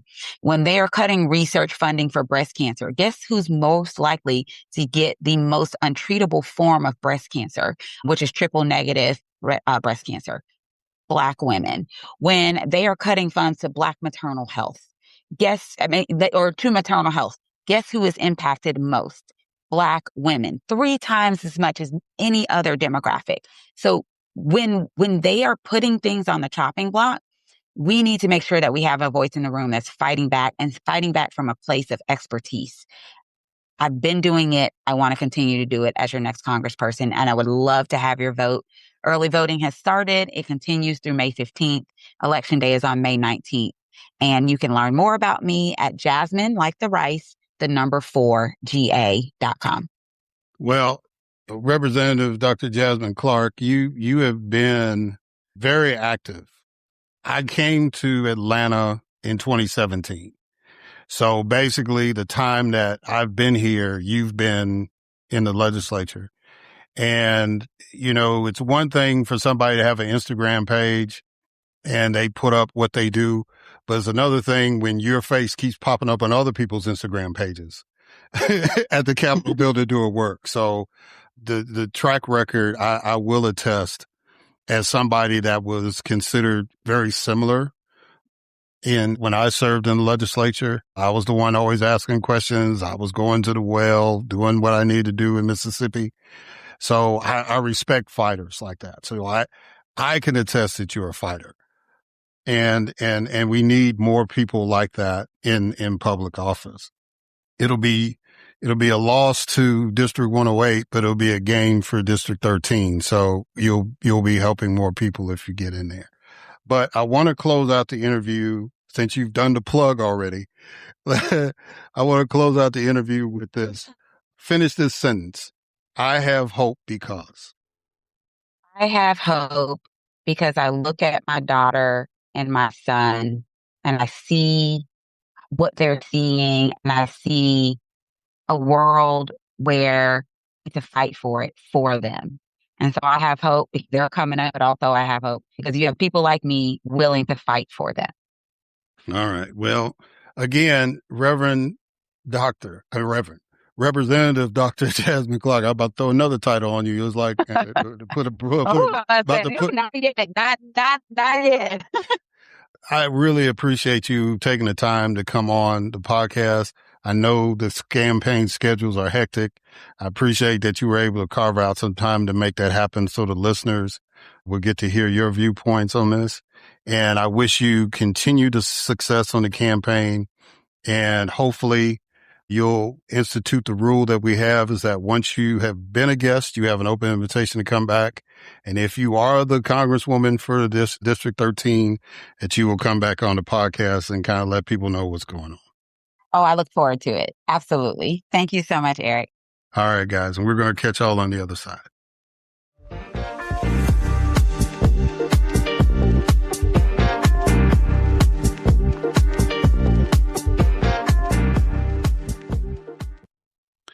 Right. And we are back. So I want to thank my returning guests, Dr. Tammy Greer and Les Leopold, for coming on to the podcast.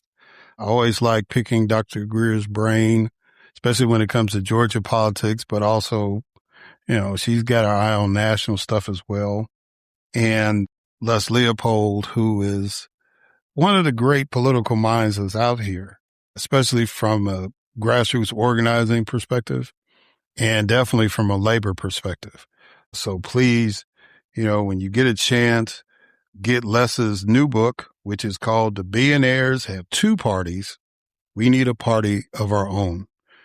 It's really, really eye-opening because the book, a lot of the material he got from that book was from a survey that his organization, the Labor Institute, did, talking to working people that are in unions even, or would qualify to be in unions, and just kind of got a sense of what are they looking for. in their political leadership. And a lot of the stuff falls under what I always talk about with real American leadership, right? The issues that are important to us. So please, please, please, please support Les's work and get that book. And then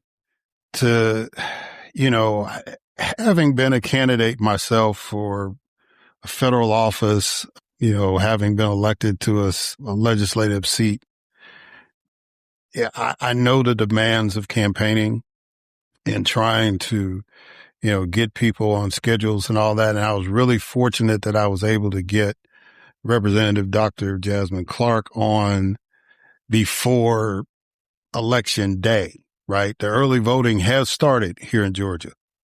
And, but it was really, really a blessing to be able to get her on. And, it's just, it's something to, maneuver around schedules like that. But we was glad we was able to carve out some time, because I think Dr. Clark is really one of the true ones that's out there running.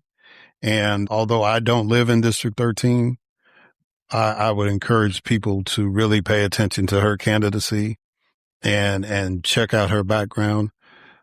Let her tell it. There's other people that are good people running. Of course, she would say that she's the best candidate, and why wouldn't she? But, just pay attention to what's going on. I'm actually in District 11. So my congressman is not running for re-election. That's Barry Laudermilk. So it's a wide open race there. It looks like, a couple of people that I'm watching to see how that goes, shapes up. But yeah, it's going to be interesting. So if you like what you heard from Dr. Clark, please do what you can to support her campaign. So real quick, guys, I just want to talk a little bit about where we still are. Last week I vented a little bit, and I ended up venting this one particular dude on Facebook. And the thing that bothers me about the quote unquote intellectual conservatives that try to defend this MAGA movement, one, they do it with a lot of arrogance. And two, I think I said that last week, the people that are arrogant and ignorance that drives me nuts. It does. And, people have a right to their opinion, and they can be confident in their opinion. But, arrogant people, talk to you as if you have no clue what you're saying, right? And, people that are arrogant and racist thought and illogical thought, you know what I'm saying? It just irks me. And then they just, they just come up with all sorts of stuff, man. It's just like, the only good thing about where we are now in this political climate is that people's true colors are coming out, and people that I thought were decent people are really not. I respect people who try to make an intellectual argument based on their viewpoints, but I still say, and I will say it until I can't say it anymore, you can't defend the indefensible, right? And, for those who want to rally on the conservative side, there's an argument to be made about conservatism, right? Because Black folks are conservative about certain issues and they're liberal on others, right? But, what's going on with the president, that's not defendable at all to me. I mean, if he was a Democrat, I'd be like embarrassed. I remember when Bill Clinton and the sex scandal came up with Monica Lewinsky, right? And I was in leadership at the local Democratic Party at the time. And so, I had to express my disdain for what had happened. When people that you support put you in an awkward position for something that they've done, you have to be truthful about it. You can try to put a spin on it if you want to, if you have like a personal relationship with that person. But somebody like the President of the United States, it's like, bro, you putting this in a bad light, and we got to navigate that. I mean, heck, your city councilman can put you in a bad light. You know what I'm saying? So you have to navigate through that, but you don't go into total denial mode that the thing happened. You might say something like, well, we got to wait till all the facts come out.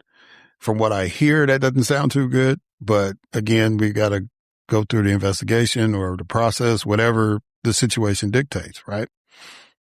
But you just can't and just lie about what's going on.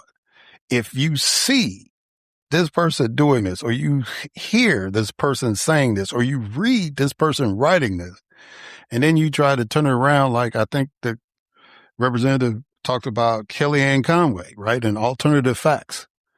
It's like, no, there's no such thing as alternative facts. You just made that up. There's no such thing. It's like, if you're a comic book fan, yeah, there's alternate universes and realities and stuff, but in the real world, there's only one that we know of. And, I couldn't defend that. There's no way I could defend that. I'd be doing everything I could. If I was a Republican, I'd be doing everything I could to like, hey man, let's get this joker out the way quick. The 25th Amendment, that's great. Whatever you got to do to, next man up. Let's make that happen. Right. Cause the president being the avatar of conservatism, that's not what's happening. Even a person I was debating with or arguing with, whatever perspective you want to take, on Facebook basically said, yeah, I'm a conservative. I'm not a populist. And what we're seeing now is more populism. And I'm not really down with that per se. It was like, okay, I get that. I respect that. But there's some accountability that has to happen too, because now the Virginia Supreme Court then came down. And I was really, really confident that the court that allowed the election to happen, because the arguments that were made before the referendum that happened in Virginia were the same ones that were made after the election. And they were trying to make the argument that, it was not constitutional because they didn't follow the steps. I mean, the steps is you're supposed to have a session to discuss the referendum, then an election is supposed to happen, and then you come back and push the referendum on the next ballot, right? Or if you're going to have a special election, whatever the case may be, which is what happened in Virginia. So it came down to a technical thing, right? And that's why you have law and you have litigators and all that stuff to try to make the case. And you don't know which way the judge or jury is going to go. So in this case, they got hung up on the fact that when the legislature first put it out there, they did it before Election Day, but early voting had started. So the court, at least 4 of them, said, well, technically the election was already underway, so therefore they didn't meet the deadline, right? Constitution, when it was written, didn't incorporate early voting. It said by the election date, right? But, they wanted to adapt it and say, well, no, it was, early voting, it was already in place. And they were trying to say that it wasn't a fair evaluation, right? Because, it might make a decision whether people were going to vote for those candidates or not. But in reality, if you were living in Virginia, people were talking about this special session happening because, Donald Trump had made his phone call to Greg Abbott before that election took place. And, so Texas did their thing. And so when California said, hey, we're going to go through the process to have a referendum, that's when Virginia started talking about it. So people, informed voters, would have said, if the Democrats want to do that, then either I'm going to vote for Democrats to do it, I'm going to vote against Democrats not to, because I don't want that to happen, right? And actually, Virginia gained seats, Democratic seats during that election that they're talking about. So it was, they were playing with semantics. And, but in the real world, people were not ignorant that this was a reality that could happen, right? That this special election that they actually were going to discuss redistricting and they were going to bring it to a vote. The discussions were already in place to do it. It wasn't like they met in some secret room and said, aha, we're going to have a special session. People were talking already. So people who were going to the polls knew that this was going to happen. And that's the one thing about it. It's, at the Supreme Court level, you can't bring in witnesses, right? And only deal with the attorneys and the motions and, whether it's a constitutional issue or not. So they were, what's the term I want to use? Bereft of that opportunity to have voters testify and say, yeah, we knew that this was a reality before we voted. So they just made an assumption that people did not know and made their decision, right?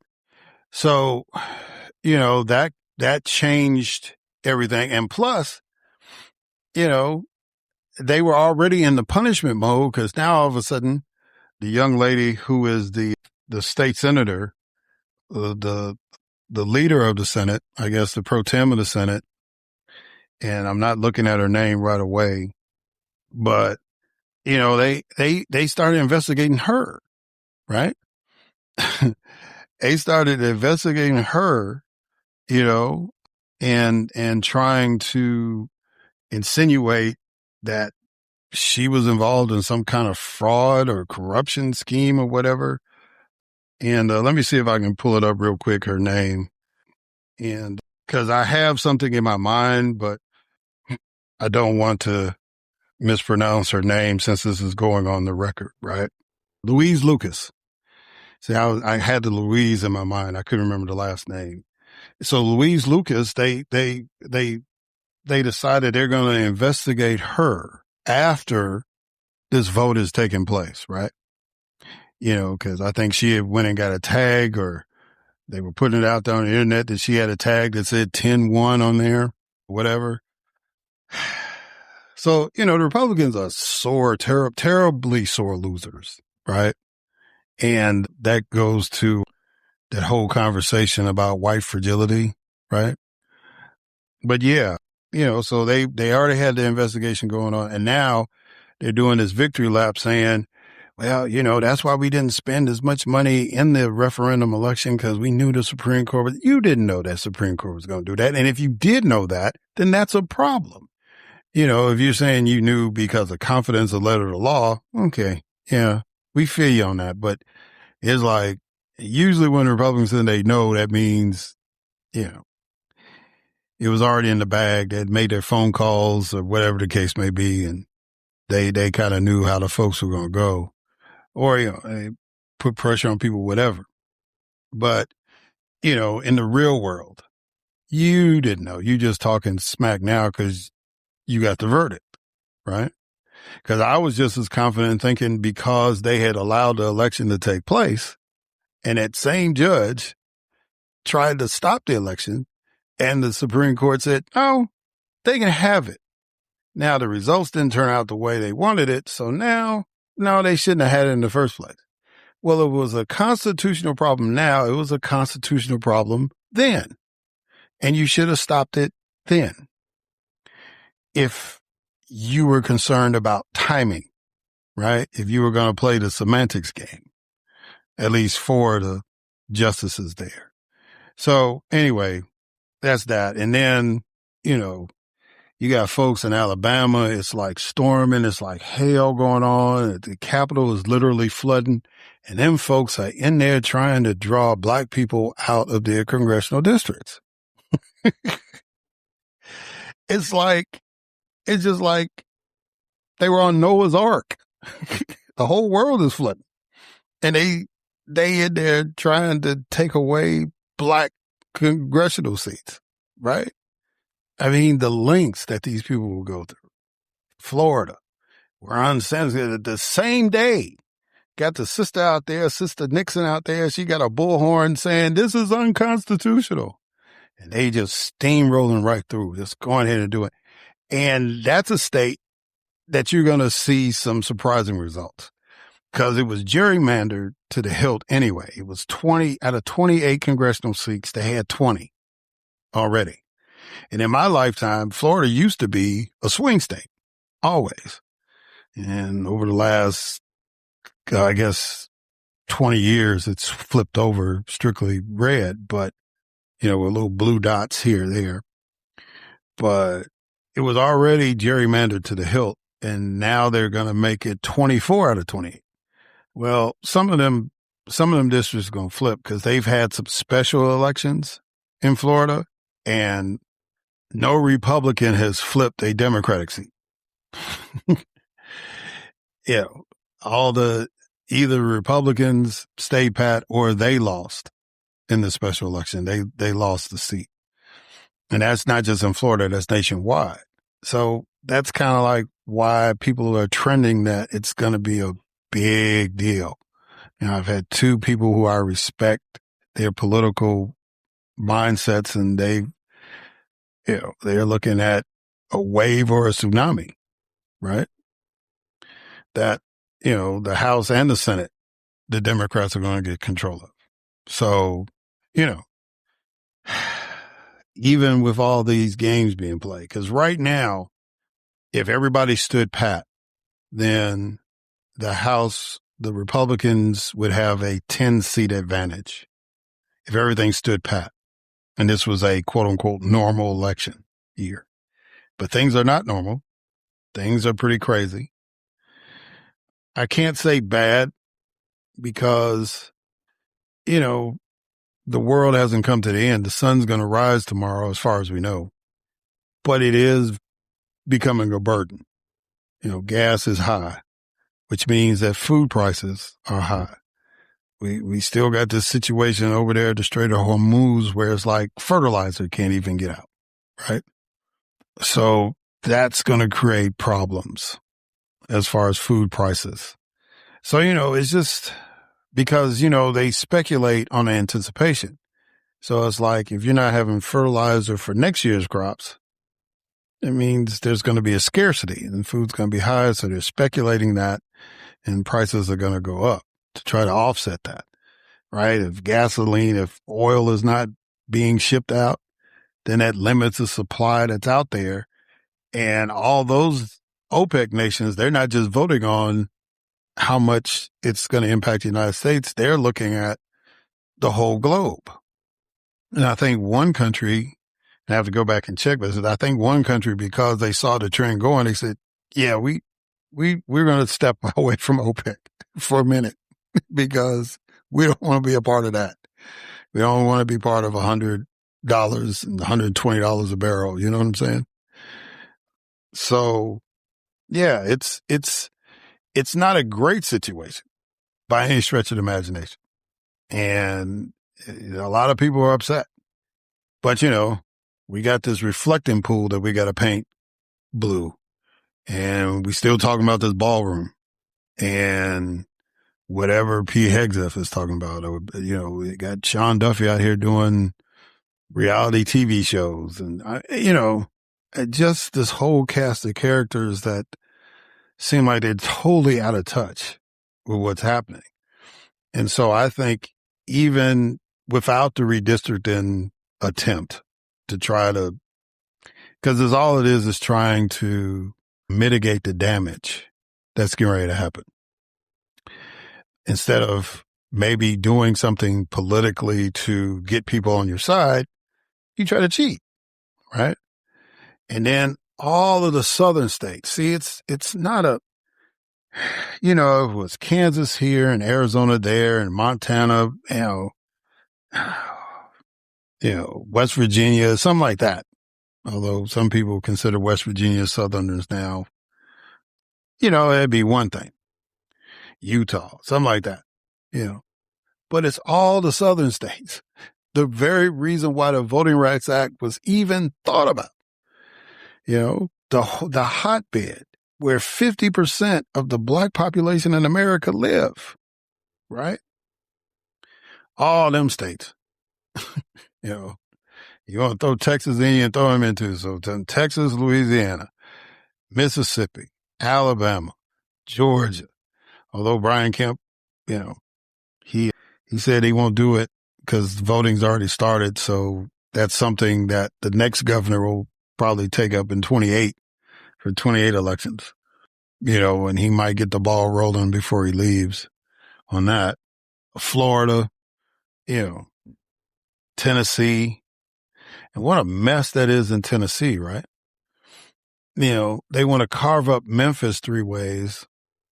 And the ironic thing is that you're trying to take away black voters' power. You want to dilute their power. You want to crack that district.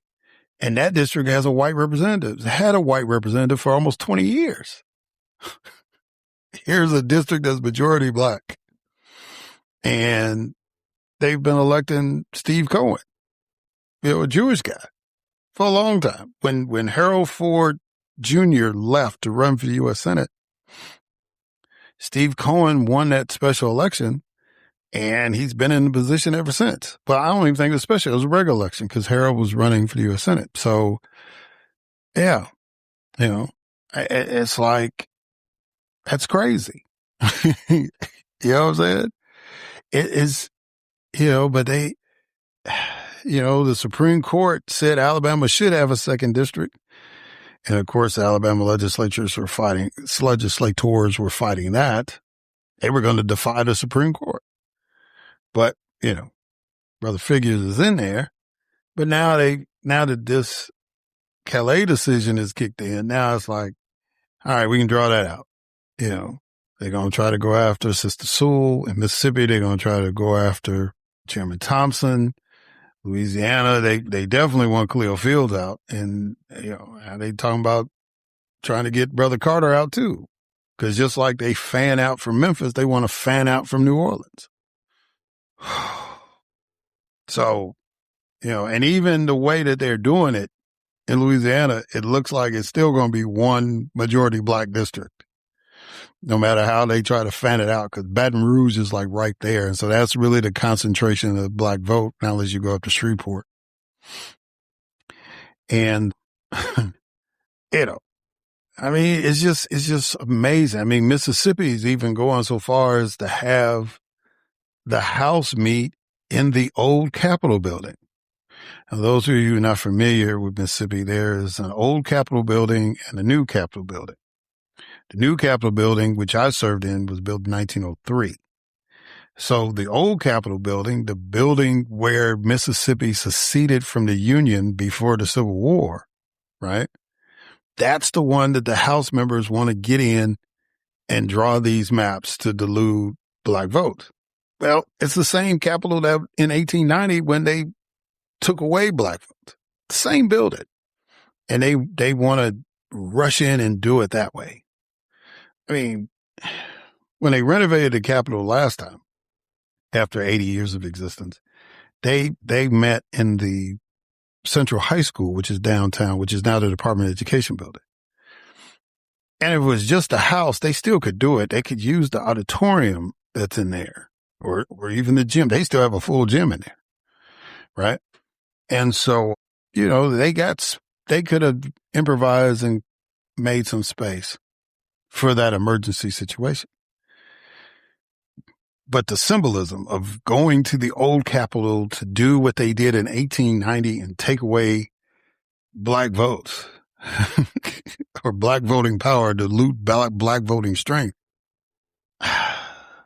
You know, and when you say that it's racist, when you say that it's a vestige of white supremacy, all these folks get upset. Oh, well, my ancestors didn't own slaves and just yada, yada, yada, all that stuff. You know, I don't know all that. I just know that you're a white person that's a Republican down with black voting strength being diluted. And I'm not down with that. And I'm going to call you out on that. Now, if you want to give me your personal history and tell me all about, you know, your folks were actually from Louisiana and they went through all this stuff themselves and persecution, that's fine and good. But you're supporting in this day and time, right now, the actions of all these Southern Republican legislators trying to dilute black votes. You're down with that.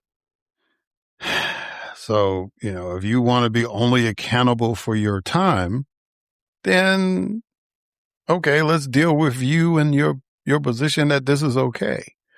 And then they want to sit there and say, well, the Supreme Court said it was about party. The political parties can do it. And there's a term that the Supreme Court put out there, and where they try to say that things that are political decisions that they can't make a judicial ruling on.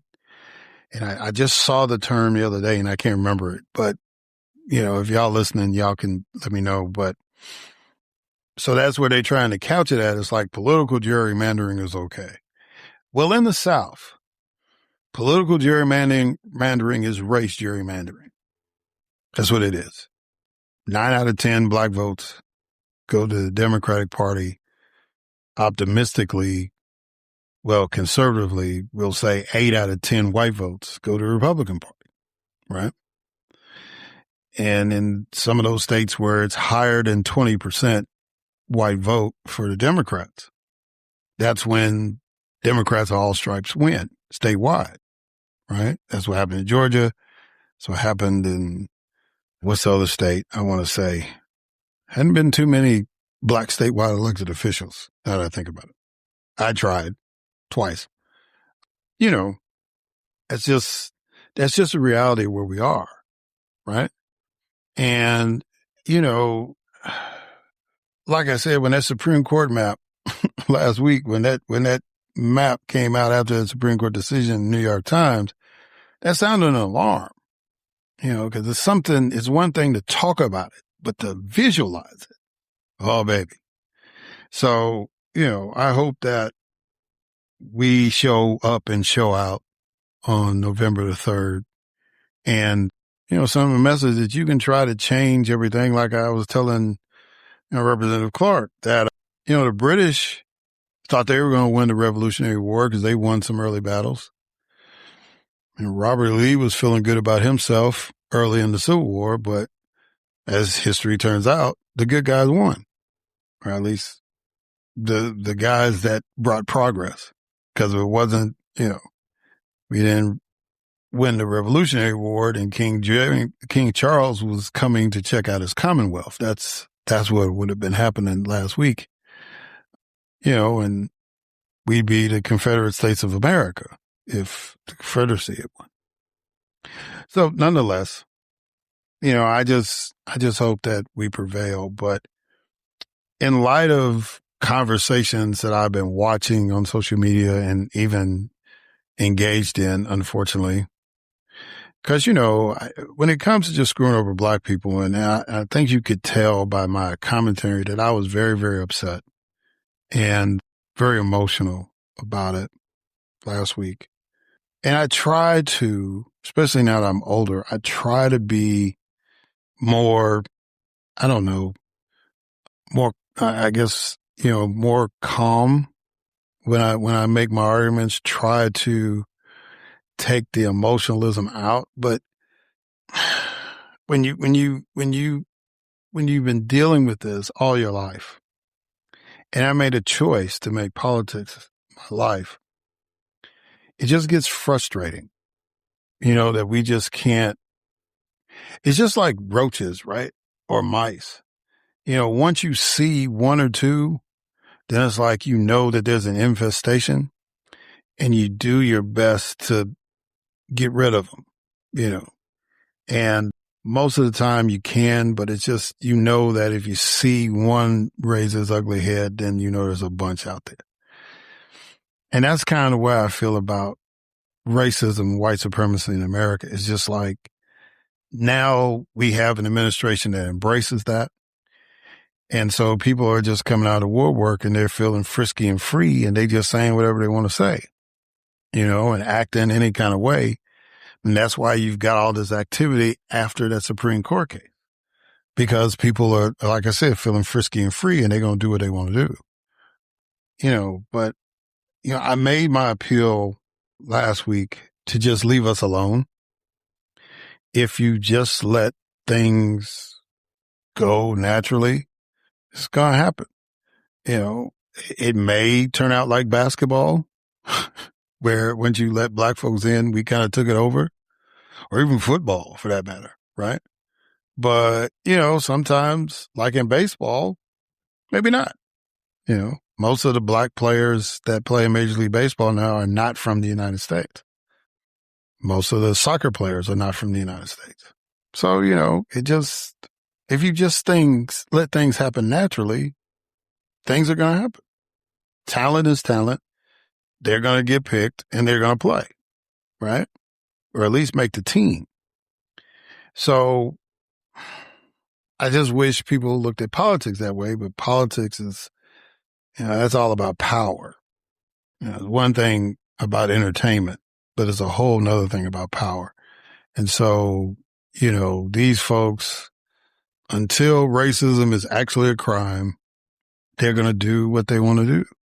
They're going to try to skew it in a way where they always maintain power. They've had to cede some political power. They're trying to figure out how they can unseat it, right? How they can dilute it even more. But the economic power, that's a whole nother conversation, right? And that was really the goal of black politics, was to build black wealth. I don't think it's a secret, but that's was the objective. If we could get political power, then we can build economic power. And, you know, because we actually tried to do it in reverse. And because of the political power, the power of the state, black businesses got burned down, right? Or black people that were trying to lead an exodus got put in jail, or assassinated, right? So we were like, okay, let's get some basic things down. Let's be able to vote. Let's be able to go to a restaurant and sit at the counter, or let's go to a department store through the front door, right? Just basic stuff. Let's sit anywhere we want on a bus. Let's go to the public swimming pool or the beach. You know, it's just certain basic things we wanted first. And then once we got that, it's like, okay, now next step is to vote, right? And then housing, right? So, I mean, you know, we had to do all these things in steps. And we had to bum rush poor Lyndon Johnson to try to get as much as we could while he was in office, because he only served one term, as fate would have it. So, yeah, you know, but, you know, if you just let us do our thing, we'll be okay. And the nation would be better for it, right? So, you know, I made my appeal, but I wanted to read something, and we'll close it out with this. This was George White, who was the only black congressman in Congress after Reconstruction, right? For a point. And he left in 1901. And so I'm just going to read his conclusion, which is much more eloquent than my ranting and raving last week, but it gets to the same point. And so some of the language, of course, I will use is dated to 1901. But he was concluding his farewell address with this. Mr. Chairman, before concluding my remarks, I want to submit a brief recipe for the solution of the so-called American Negro problem. He asks no special favors, but simply demands that he be given the same chance for existence, for earning a livelihood, for raising himself in the scales of manhood and womanhood that are accorded to kindred nationalities. Treat him as a man. Go into his home and learn of his social conditions. Learn of his cares, his troubles, and his hopes for the future. Gain his confidence. Open the doors of industry to him. Let the word Negro, colored, and black be stricken from all the organizations enumerated in the Federation of Labor. Help him to overcome his weakness. Punish the crime-committing class by the courts of the land, and measure the standard of the race by its best material. Cease to mold presidential prejudicial and unjust public sentiment against him. And my word for it, he will learn to support, hold up the hands of, and join in with that political party, that institution, whether secular or religious, in every community where he lives, which is destined to do the greatest good for the greatest number. Obliterate race hatred, party prejudice, and help us to achieve nobler ends, greater results, and become satisfactory citizens to our brother in white. This, Mr. Chairman, is perhaps the Negro's temporary farewell to the American Congress. But let me say, Phoenix-like, he will rise up someday and come again. These parting words are in behalf of an outraged, heartbroken, bruised, and bleeding, but God-fearing people, faithful, industrious, loyal people, rising people, full of potential force. Mr. Chairman, in the trial of Lord Bacon, when the court disturbed the counsel for the defendant, Sir Walter Raleigh raised himself up to his full height and addressing the court said, "Sir, I am pleading for the life of a human being. The only apology that I have to make for the earnestness with which I have spoken is that I am pleading for the life, the liberty, the future happiness, and manhood suffrage for 1/8 of the entire population of the United States." Ladies and gentlemen, Brother White's, Congressman White's remarks, even though they were made in 1901, are salient 125 years later.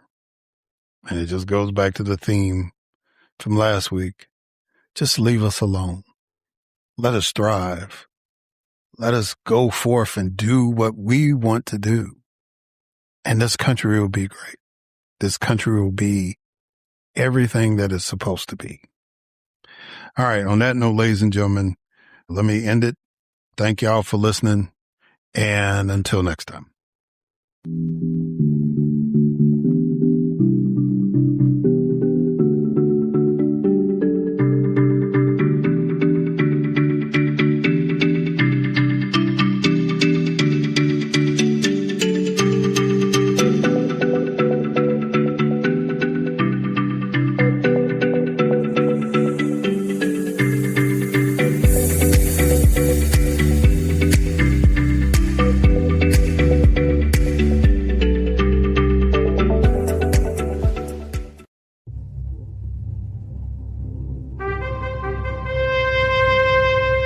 NBG Podcast Network.